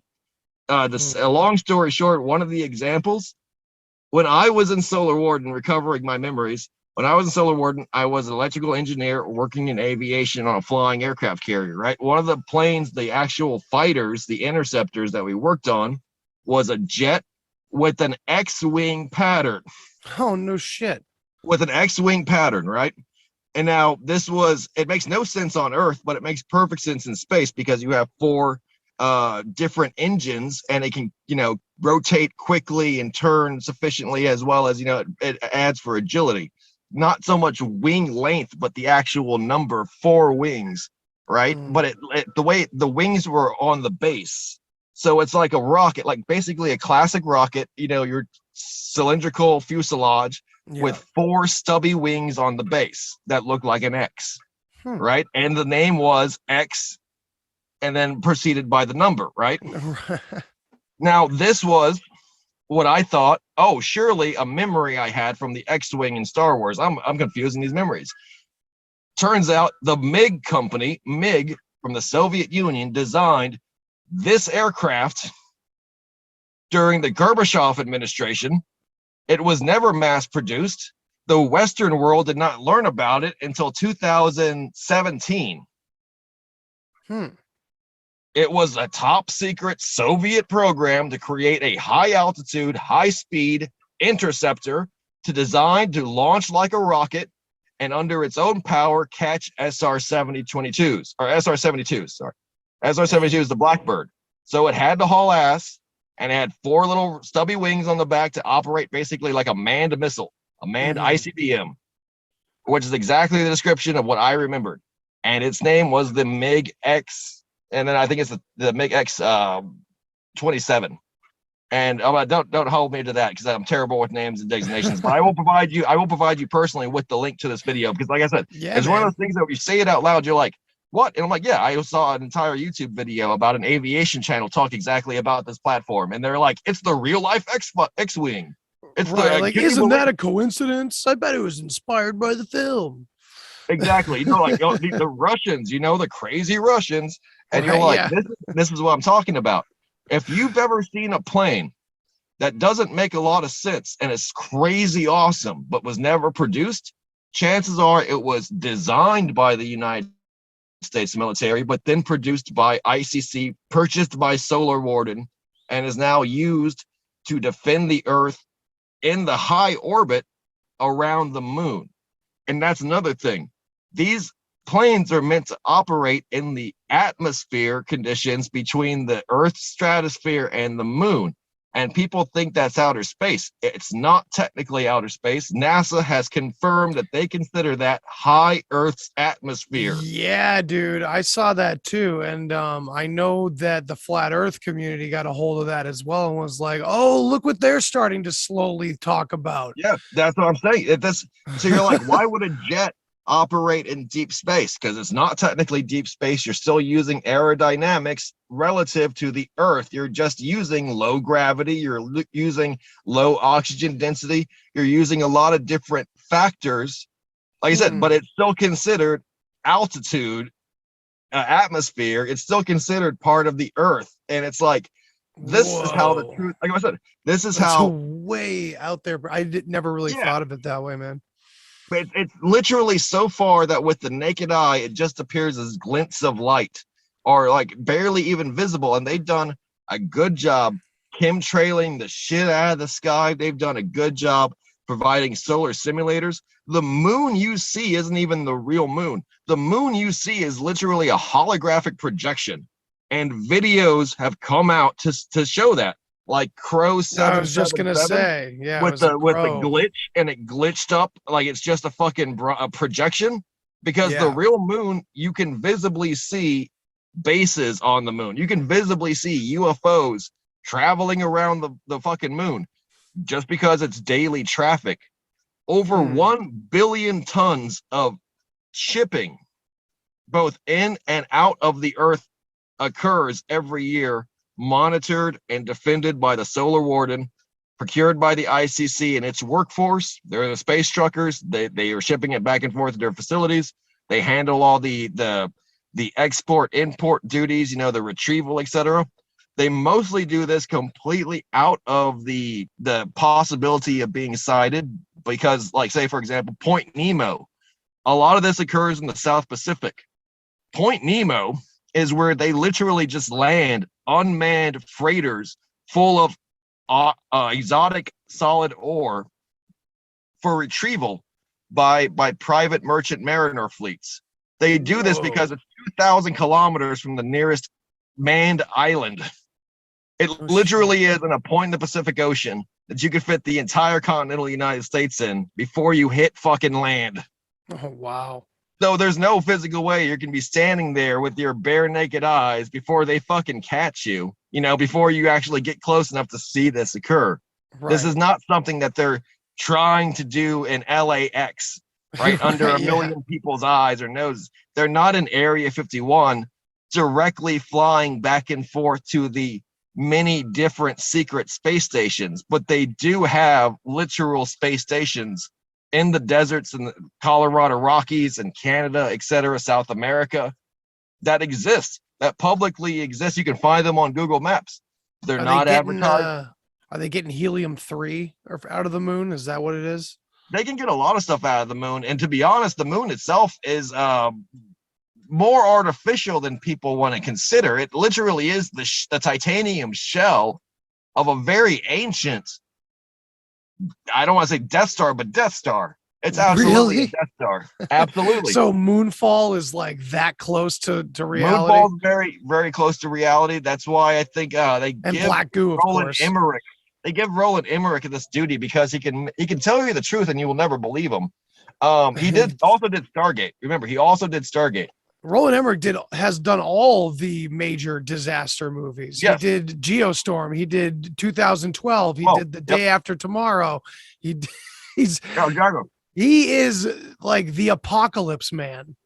Yeah, exactly. And there's a reason for that. You don't get lucky. Those are jobs you that they know that they need someone to make this movie. They need someone to tell the truth, right? They need someone because in their way, this is how they prevent that reality from happening.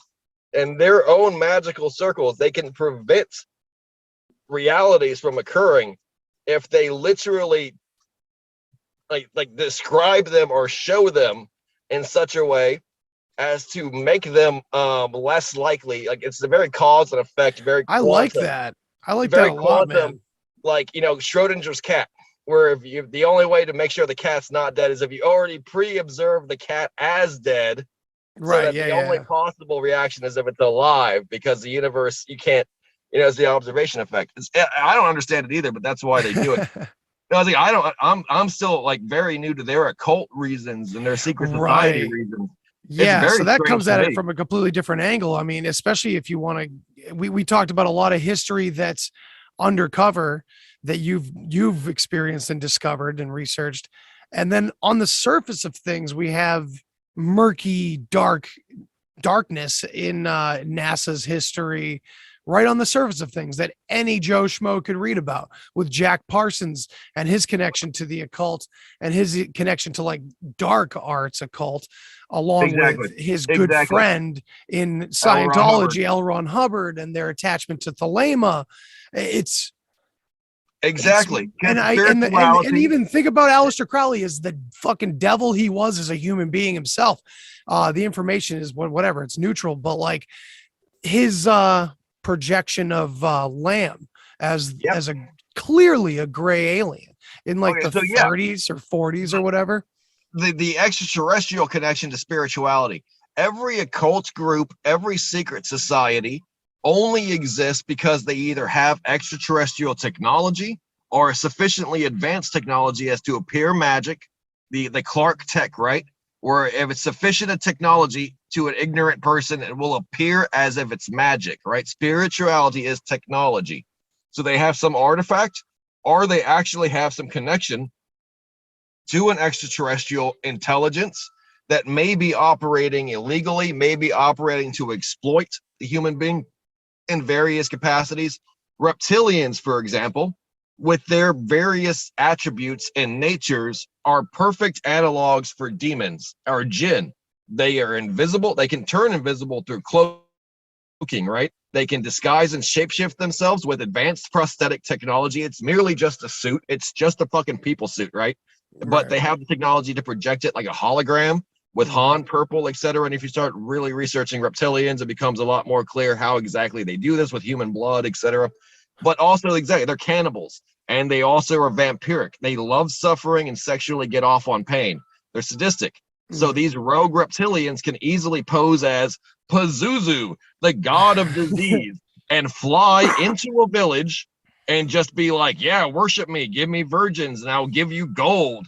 And all it has is a metal detector. And it's like, yeah, there's gold right there. You want to dig there and maybe like over here a little bit. And there's like more silver in this area, the canyon. And yeah, they're like, yeah, we'll give you a virgin every full moon. And you're now our weird devil. See, a lot of spirituality, quote unquote, and they form a cult. And that cult of the serpent god or the snake becomes the Aztec kingdom over the course of centuries because he's giving them technology and advice at war. He's giving them shit, but their culture starts becoming explainable. Like, one of the major things the Aztecs did besides building pyramids was human sacrifice. And you're wondering, why were they just so fucking hard on about human sacrifice? They were being controlled by reptilians. And then you're like, oh shit, it makes so much sense. The snake gods, the fucking reptilian imagery, the costumes, the blood sacrifices, all of it. It's because literally aliens were telling them that if they didn't kill people for the aliens, the sun wouldn't rise and the world would cease to exist, and it would be all their fault. And this is, like I said, it starts explaining that people are not mentally ill, nor are they delusional to believe in false gods. They are being manipulated and exploited, and have been for millions of years or thousands of years, however you want to consider human history. I know people like the young earth theory with the 1800s, but I'm also a Vedic and wannabe Hinduist, right? Wannabe Hinduist. I don't really know too much about it. But I know they believe in million-year cycles, billion-year cycles. That scale is more accurate than people want to imagine. Millions of years they've been down here, and human beings have been kept at this state of civilization, constantly in the state of cyclical destruction. And that's where I said where the AI comes in. This AI could literally be responsible for all of it, including extraterrestrials, including every single detail in what we know as reality. And it could just literally be like a computer program, and everyone is its victim, including extraterrestrials, including higher dimensional entities. Okay, yeah. See, I like this because we're getting a little closer to. I was just gonna like cut in because we started off here. Well, didn't start off, but we got into secret societies for a bit, and my fascination with secret societies came when I made the connection between the information accessible through psychedelics or meditation, or finding out about that realm with no external force involved, just the self, unadulterated, brings on this massive revelation. You can take from that and go into seeing religion and seeing a lot of these stories as allegory. Now, I don't discount what you're saying about religious figures and stuff like that and the gods and everything. I totally agree on one level that it does seem that we have an absolute physical history going on there. But at the same time, these secret societies, we can't minimize the sacred rite, the sacred order. And like, I'm not a Freemason or anything. I'm just saying what they are protecting in my understanding is this sacred information, occult, hidden within. It's an internal thing first. I'm not saying that alien races couldn't tap into the same internal source, but I don't like the idea, to be honest, of kind of explaining away the phenomenon and even the symbolism of serpents. I mean, I could go off on what that means on a spiritual level back to the most primitive times in humanity that connect an internal archetype as well. So, I mean, I'm not trying to discredit anything. I'm just trying to pose this contrast here for you. Oh, no, absolutely. It's worth considering, always worth considering how much of humanity is really human, but also that we definitely have individually and unique human spirituality, human powers. And another part of the secret space program is the super soldier program. And that is the weaponization of human psionic abilities, human spiritual abilities, the astral realm, incorporated into training, into the doctrine, into the dogma of mankind. And unlike the Western world that thinks only in physical terms, it thinks mostly and primarily in metaphysical terms. Okay. And it's not my invention either. The literal pronouncement of this, even though it's much older than this, going into the British Empire and in the European occupation of China, for example, that's when they started literally respecting Kung Fu and the Boxer Rebellion starting to listen to martial arts masters and meditation and things like that's how they created commando special forces. The literal announcement of the psionic side was the 1st Earth Battalion, and that was an absolutely real thing in the U.S. Army. The 1st Earth Battalion, the men who stare at goats, right? They would get men from the Army ranks and try to train them psychic abilities to use intuition, sixth sense, clairvoyance, precognition, remote viewing, astral projection, non-violent tactics, strategies to win and wage spiritual and psychological warfare for the next century, right? Advanced technologies, etc. This is literally the cutting edge of our forces and what we do. The Super Soldier program is exactly like the secret space program in that it's the military side of things that they keep secret. That's the greater truth, the greater puzzle that each part of our reality is just a piece of. And like you said, if you really could harness the untapped potential that each man has, that you yourself have, that I myself have, you wouldn't recognize yourself. There would be no limitations. There would be no fear. There would be no doubt. You would be a god on earth. Now, this hubris. principle, well, exactly, this principle is exactly what the ancient Greeks understood, what the Far East understands, and tries to attain. And just because we've been brainwashed not to realize it when we see it, the true mastery of the self is not it's an internalization. It's an internal process. It's understanding the self, understanding one's place in nature. Budo, for example, is where our modern day martial arts and special forces training originates from, the Bushido code. We learned that in World War II. One of the misconceptions is it's not training to take down an opponent. It's training to live your best life, to be your best, to try and do your best every time, and not allow the outside world to influence your own performance in times of crisis.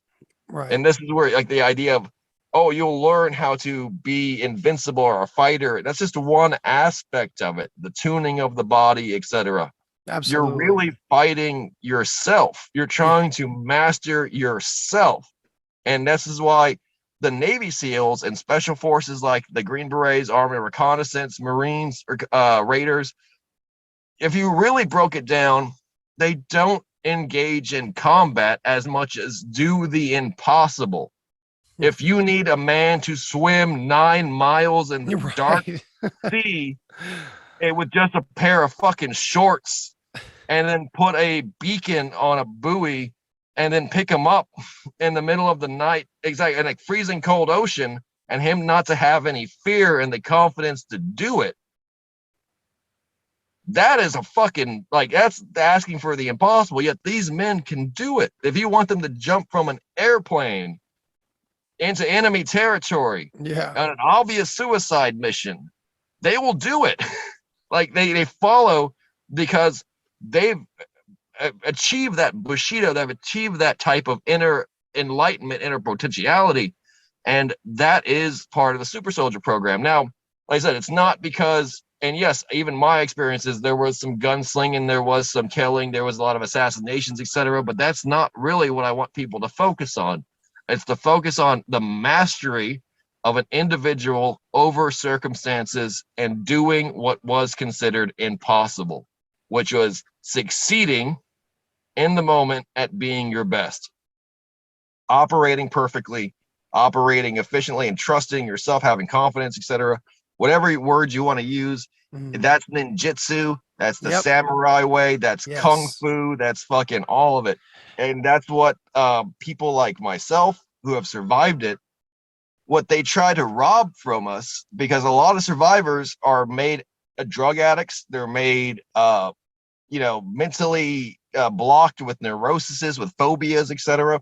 And so a big process is remembering what you've already learned but have been forced to forget. And it's really that's one of the big motivators for why I want to tell people as much as possible about these realities, because these mental regiments, these psychological regiments, This is how we're able to colonize off world. This is how we're able to operate as a space fleet, operate basically as a combined human military, an Earth alliance, an Earth unified, because there is more work on the self, more work internally with the training, with the conditioning, with the psychological preparation from the day you're born, from your childhood, that people would literally consider child slavery, child forced soldiers, child forced martial arts, monasteries type things. But this is necessary. And like you said, some greater picture. I don't want to say the secret societies, these people are right, but in a greater, bigger sense of things, the sacrifice that is made for individual freedoms and comforts provides the greater good at the end of it, provides for the greatest defense, provides for the greatest potential within humanity at the very end of the day, at the very end of the story. You know, and it's hard. Not everyone makes it. It's brutal, but ultimately It's reality. It's reality. Exactly. It unlocks that kind of and in the moment, exactly. The proof is the transcendence of the earthling, the human being, from the weak human, the individual, to the greater living God, you know, Right. mankind personified, golden defender of the sun, Solar Warden. Right. I gotcha. Yeah. I hear you there, man. Well, like a lot of what Solar Warden is, and a lot of these super soldier programs are like nightly orders. They are like temples. They're like religious dogmas, and each branch basically in this Solar Warden, in the Notwaffen, etc., is considered like a secret society or like an internal initiation. Yeah, naturally, right. You'd have yeah, to. there's not a lot of cross training. There's not a lot of division. When you go to a path, it's generally the path they take to for the 20 years they're gone and then returned.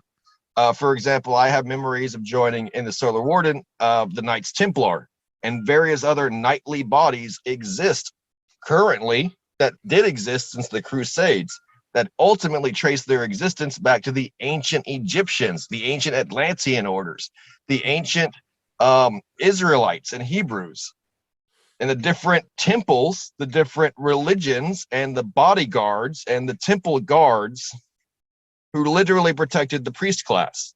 And the priest class are the engineers, the pilots, the officers. Those people are the ones with the holy knowledge, with the secrets to basically operate the systems, the ships, follow the orders, as well as communicate with the basically the Earth Alliance. And that communication is done psychically. It's done as a religious ceremony. So yes, there is no separating military service with spiritual devotion, spiritual discipline. Right. And it factors into everything from how the clothes are worn to how the schedule for your day is set up, etc. It's very much like, and it's ritualistic. Yes, absolutely. Just as you said that, I thought of it's very ritualistic. And when you think about it, I like to think of things on a fractal level, and everything in our lives is ritualistic. It's initiation followed by ritual. In our daily tasks, weekly, monthly, it's just how we operate. Even our minds operate in that way. We introduce ourselves to new ideas, and then we have a ritual of how we go about finding things. You know, it's these secret societies are just doing that same thing, but the topic in the center of and center focus is what is reality. It's like at the heart of it. So I can see how all aspects of the bizarre and the perturbed conscious state are present in these secret societies, and these secret societies are not just strictly like, you know, the religious types that we have been more familiar with in the 20th and 21st century. It doesn't have to necessarily be religious occult from Hermetics or something like that, you know? The trauma that's experienced is a form of initiation. Absolutely a form of initiation.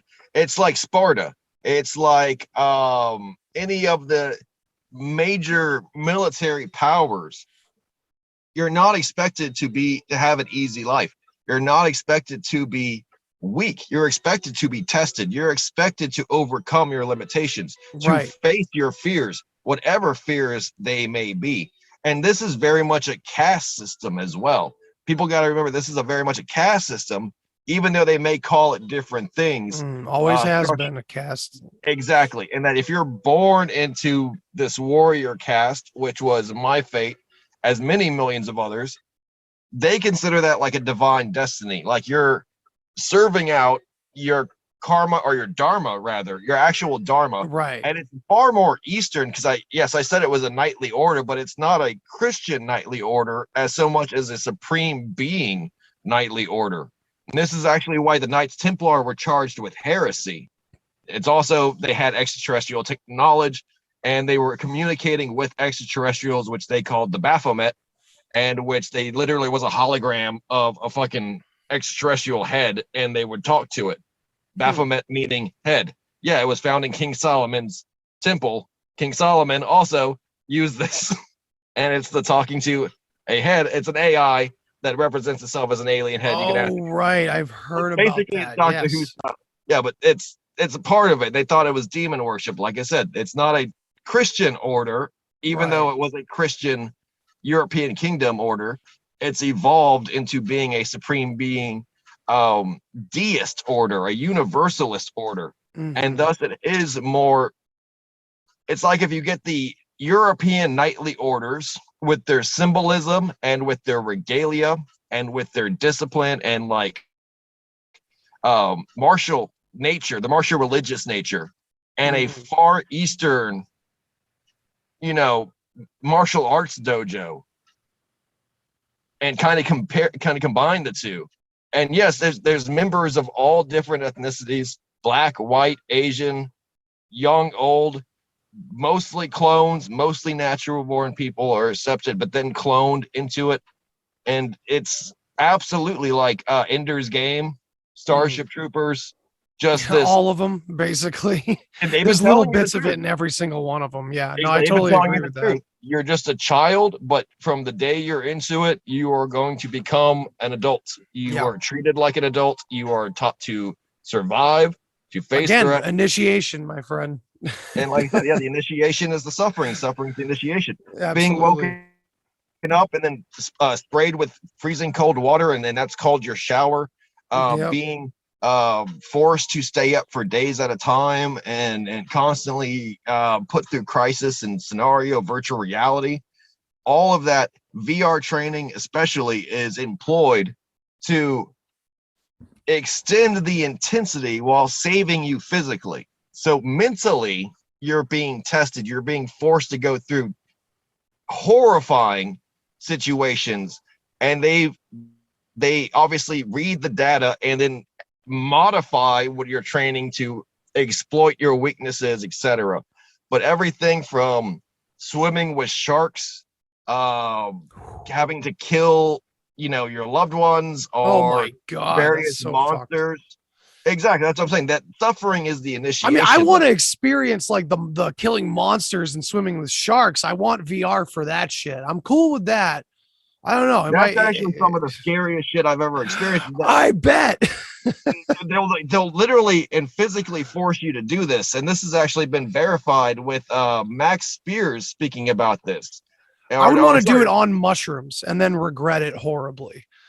Okay, so they'll get you in a pool, right? They'll get you in a pool as a Oh, child. that's in the worse. dark. That's so And much this worse. pool- and this pool is a very deep, like one of the pools that NASA uses to train. It's just a super fucking deep pool, and they To don't have any train, lighting. It's yes. intentionally fucking dark, and there are real sharks swimming in there. Mhm. Real fucking sharks with fake sharks amongst them.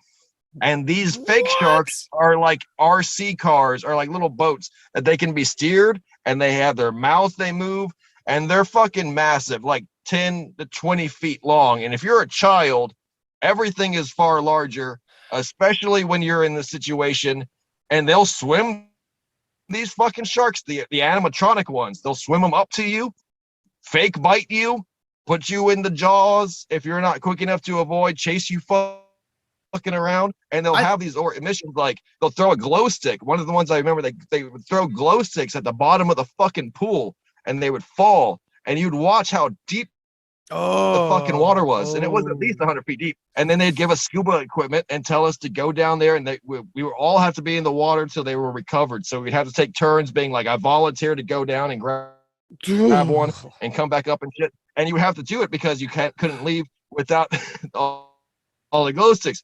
And so this is one of those things where you're like, you become so used to wanting to being dead or being killed, or that's always the situation where that they're trying to train you, is that you have to do it, because if you die, it's likely, right? Like, this is how you're going to die, regardless if you do it or not. If you fail, this is how you're going to die. If you succeed, you're just going to go to something else that's probably going to kill you, and it's just going to be even worse. But They need you to get past that, and they need you to internalize the power process, where you have to achieve your own immortality. They'll do things like drown you. Yeah, dude, I was just gonna say that. Like, that's always been like the cool thing about the Navy SEALs, right? Like, oh yeah, you have to like drown yourself, man, before you can become a Navy SEAL. They do that. And like, they absolutely do it. I used to think of it. I just used to think of it as like something like, yeah, it's just, so you, it's like a strength thing, when you don't think about it. But then you look at it from this lens, it's like, yeah, this is to possibly maybe even bring about an ecstatic experience. Oh, yeah. You know what I mean? Initiation on a fucking real intense scale for these people. Yeah, the near-death experience that involved drowning for me is I actually know how it feels to drown, but also how it feels to literally go into the point of out-of-body experience and then choose to remain alive by returning to the body. And the way they did this was very easy, low tech, but conventional. Another pool incident, the training pools. A lot of my experience involving pools because it was United States Navy sponsored, and I was already in the United States Navy timeline. But they got us. They told it was a helicopter simulation, and this was to recreate what it was like crashing into a helicopter into the ocean at night. And it was just another part of the training simulation involving the water. We were going to get wet, put on the flight gear and everything. And yes, Solar Warden, when it operates on Earth, uses exactly the same uniforms as flight crews, conventional military. So even if something happens, that the uniforms aren't different when they're operating within United States borders and boundaries. When in space, when in their own environment, they have different specific uniforms, etc. But with us, they were just basically, here's some green flight suits, etc. Put on the helmets, the gloves, boots. So we're not talking anything spaceman. We're just talking regular United States, but we're all kids. We're teenagers. Mm-hmm. They put 5 of us in this box, tell us to strap in. The box rotates 180 degrees, so we're upside down, plunges straight into the water. Water rushes in. It's completely black. We try to take off the straps, try to open the door. The door is locked from the outside. We're fucking stuck. So 5 people, 5 teenagers are drowning in a box, maybe 8 by 4 box. So a prison cell, 5 people underwater, upside down, dark. We're all dying. We're kicking each other. We're fighting each other, experiencing death throes, out of body experience. See myself not only be saved, but the resuscitation process, etc. Out of body experience, walk into the light, choose to turn around and go back into the body. After we were woken up and resuscitated, which I remember one person was not resuscitated. They died during this training. And if you actually read, Special Forces die every year in water-related deaths. And it's specifically because of training like this, because not every soul chooses to return to the body, because you have the option of leaving, of becoming in the spiritual realm. And it really is to experience the very weird and bizarre out-of-body near-death experience where you're in control, but you're not. You're your spirit. You've died. You've literally died. You're your ghost looking down at yourself. And then you have to assume control of this avatar and then make the conscious decision to turn into your body. And so you've signed this contract, basically. They gave you your way out. You've decided you want more of this life, but also now You I've had no that longer contract with myself. yeah, you no longer operate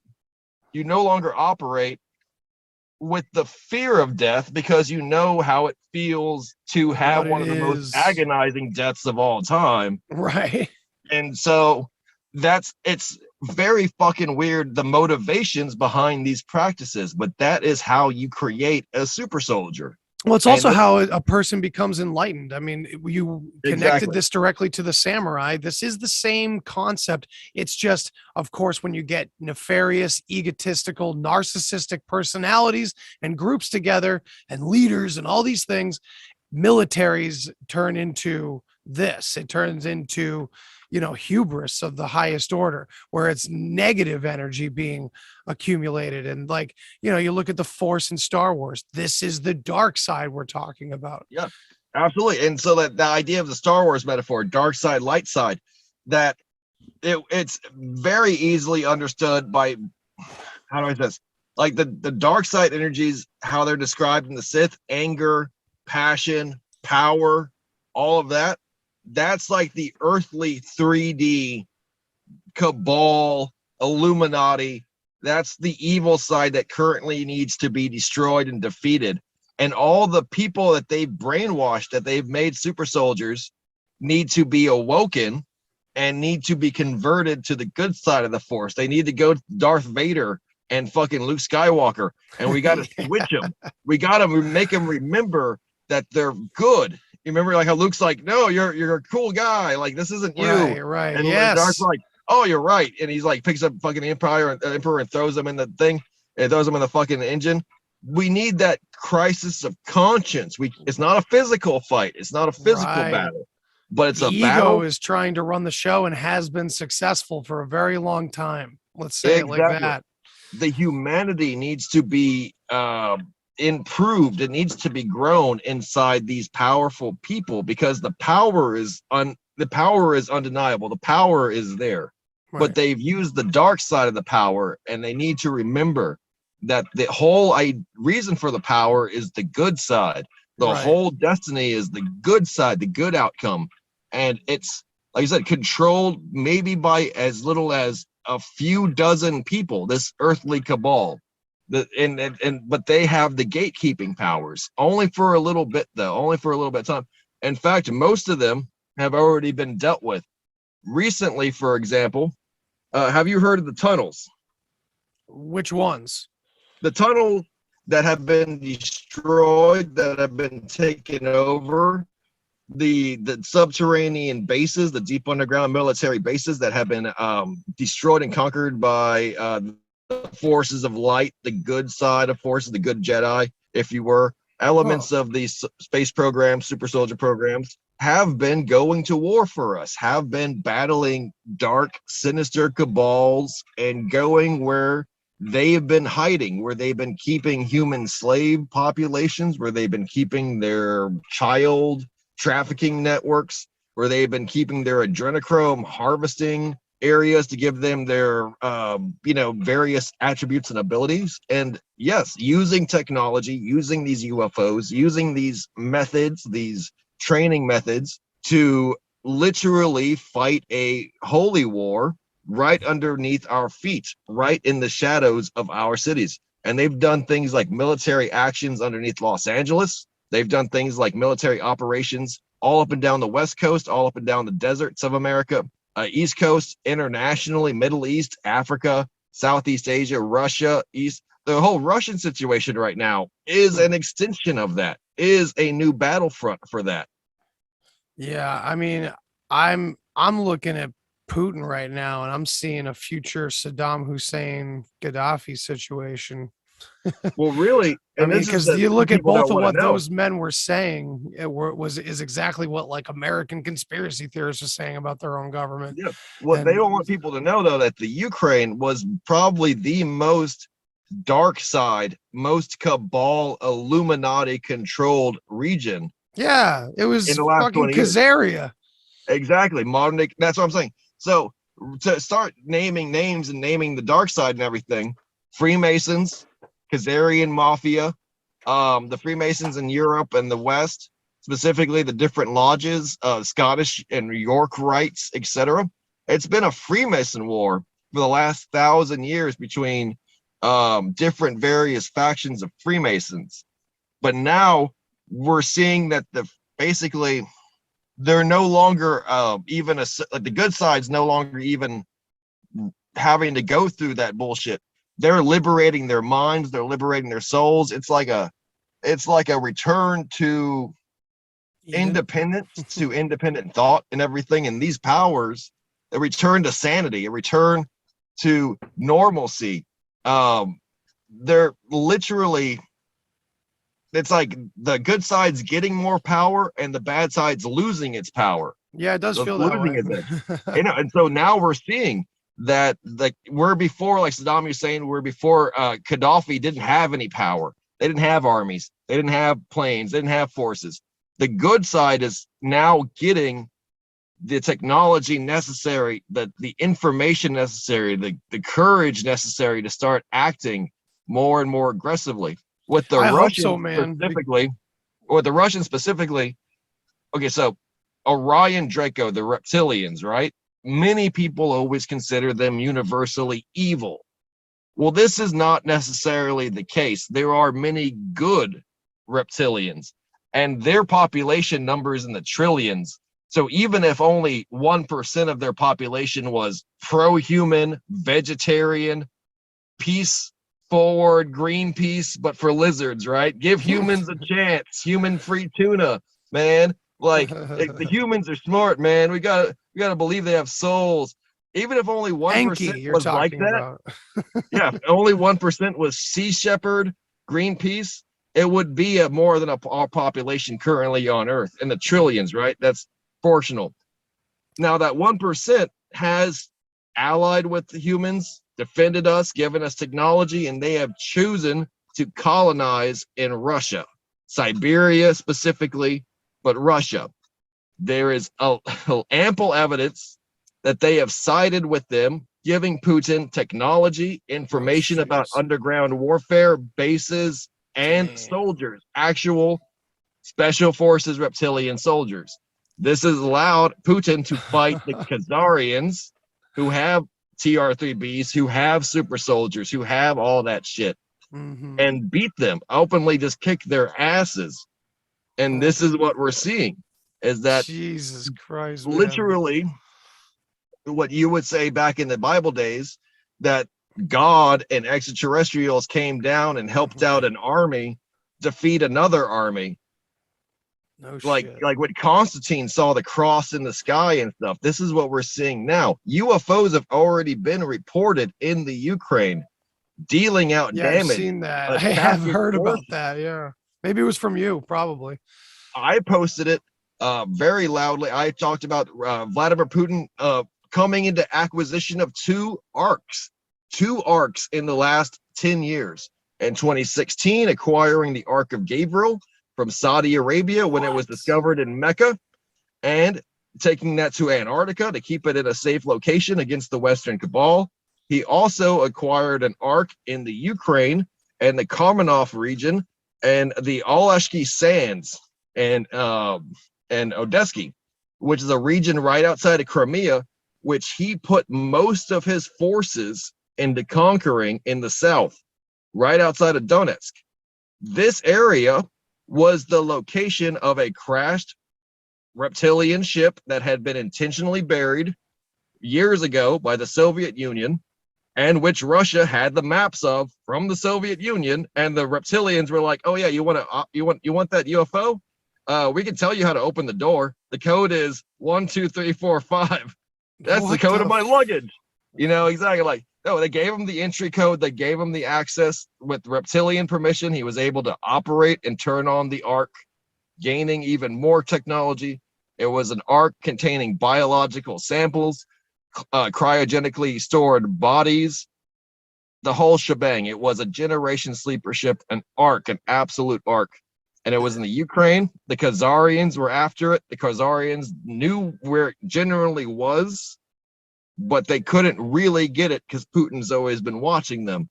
These wars, these skirmishes are all puzzle pieces, Right. greater exopolitics that are happening all around us. Well, And it's of so course, crazy.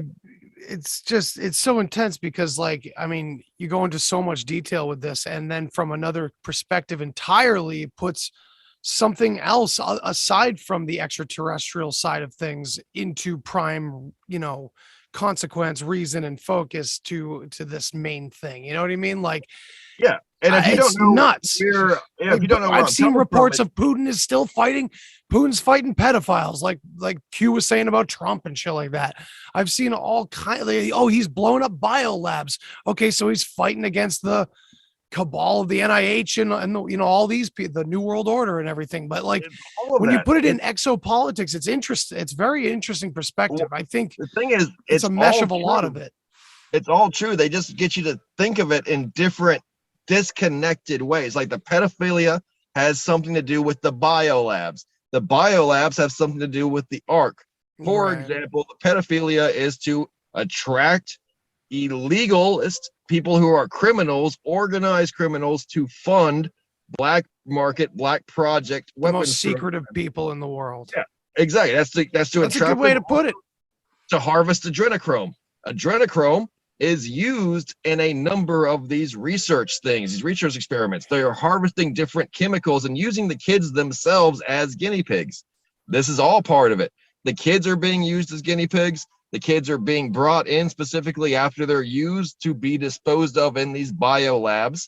And one of the things that the biolabs are testing is specific, or was intended to test, was specifically anti-extraterrestrial pathogens, nerve agents, chemical weapons, because one of the things the cabal has always been interested in is creating chemical and biological weapons to defeat a higher technological species in case of an invasion, in case of anyone trying to dethrone them, as well as to destroy entire populations of ethnicities on Earth, specifically anti-Black people, anti-African, viruses like the AIDS virus, like the HIV pandemic, like Ebola, and like the many other projects operating in Africa. This is all legacy stuff.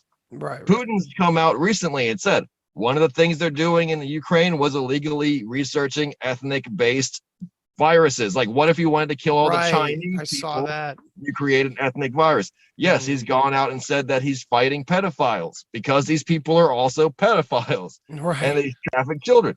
That's like he's everything. He's saying the truth. He is saying the truth. It's just that people, it's such a big pill to swallow. People want to cut up the pill into little pieces. Oh, and absolutely. then they want to pretend that the pill pieces that they cut up are not part of the same pill. It's just too much for them to swallow, even individually broken up like that. So they're then trying to say that it must be a mistake. It must be some kind of delusion that he's even saying this stuff. And so they want to say it's all crazy. Yeah. Because people don't have that. They've been so brainwashed. They've been so brainwashed just to think that whatever the mainstream media says is true. They don't even question. They don't even question reality. They don't do any of the research. They don't even look into it. Right. And I'm not saying, well, the obvious answer, if you do look into it, is exopolitical stuff. I'm saying there's no way to even get to that point if you don't understand the realities of secret societies, of organized crime, of left hand, right hand path magic. Exactly. Shit like that. If you don't know that these people are already doing this, right, they're already using the Force, man. And we have to, like you said, we have to all become fucking Luke Skywalker. If you want to become Han Solo, that's cool too. I get it. I totally get it. But, seriously, at least be involved with people joking about it and realize that the Jedi are the real religion. That people need to stop joking about it and pretending it's a movie made for kids. But you can literally put Jedi on your dog tags in the United States military. Yes, I've seen. Yeah, I know. And is that just a product of the 70s, Project Stargate and everything? Or is that a more primal thing that was tapped into by the Star Wars films, like Jedi, like phonetically fitting into probably many ancient words and shit like that. It Yeah, probably goes back, man, because the Jedi itself and what it embodies is like the closest thing I've ever seen to like a perennial philosophy of all religions, like the bare bones of all of them, Yes. pre-Tower of Absolutely. Babel kind of shit, So, Absolutely. Absolutely. listen, man, we've covered a ton tonight, and we're going pretty hard. And we'll do another part. We'll come back to this, man, because Absolutely. we're definitely gonna have to wrap up. It's getting late for this guy. I gotta get going to bed. But this was unbelievable, considering the fact that in like the public eye, we just have Mr. Old Military Guy turned V-neck, like, nice hair looking Lou Elizondo and that whole crew of like pop culture exopolitics that seems to be working against the people more than anything else. And I don't like to even listen to most of it anymore because it just seems like they're repeating the same circles to people over and over again. So with that in mind, I really and truly appreciate your work and all the deep research that you've done and the eloquence in which you've explained your perspective and what you've given to this community.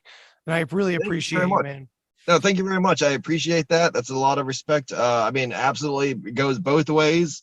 Same with you and your efforts, as well as anyone's efforts if they're trying to tell the truth, trying to get to the bottom of things, regardless of where you are on your path. Yeah, regardless of where you are on your path, regardless if you're a novice or anything, just the fact that you're willing to listen and have me on speaks the world to me. It really motivates me and helps me keep going.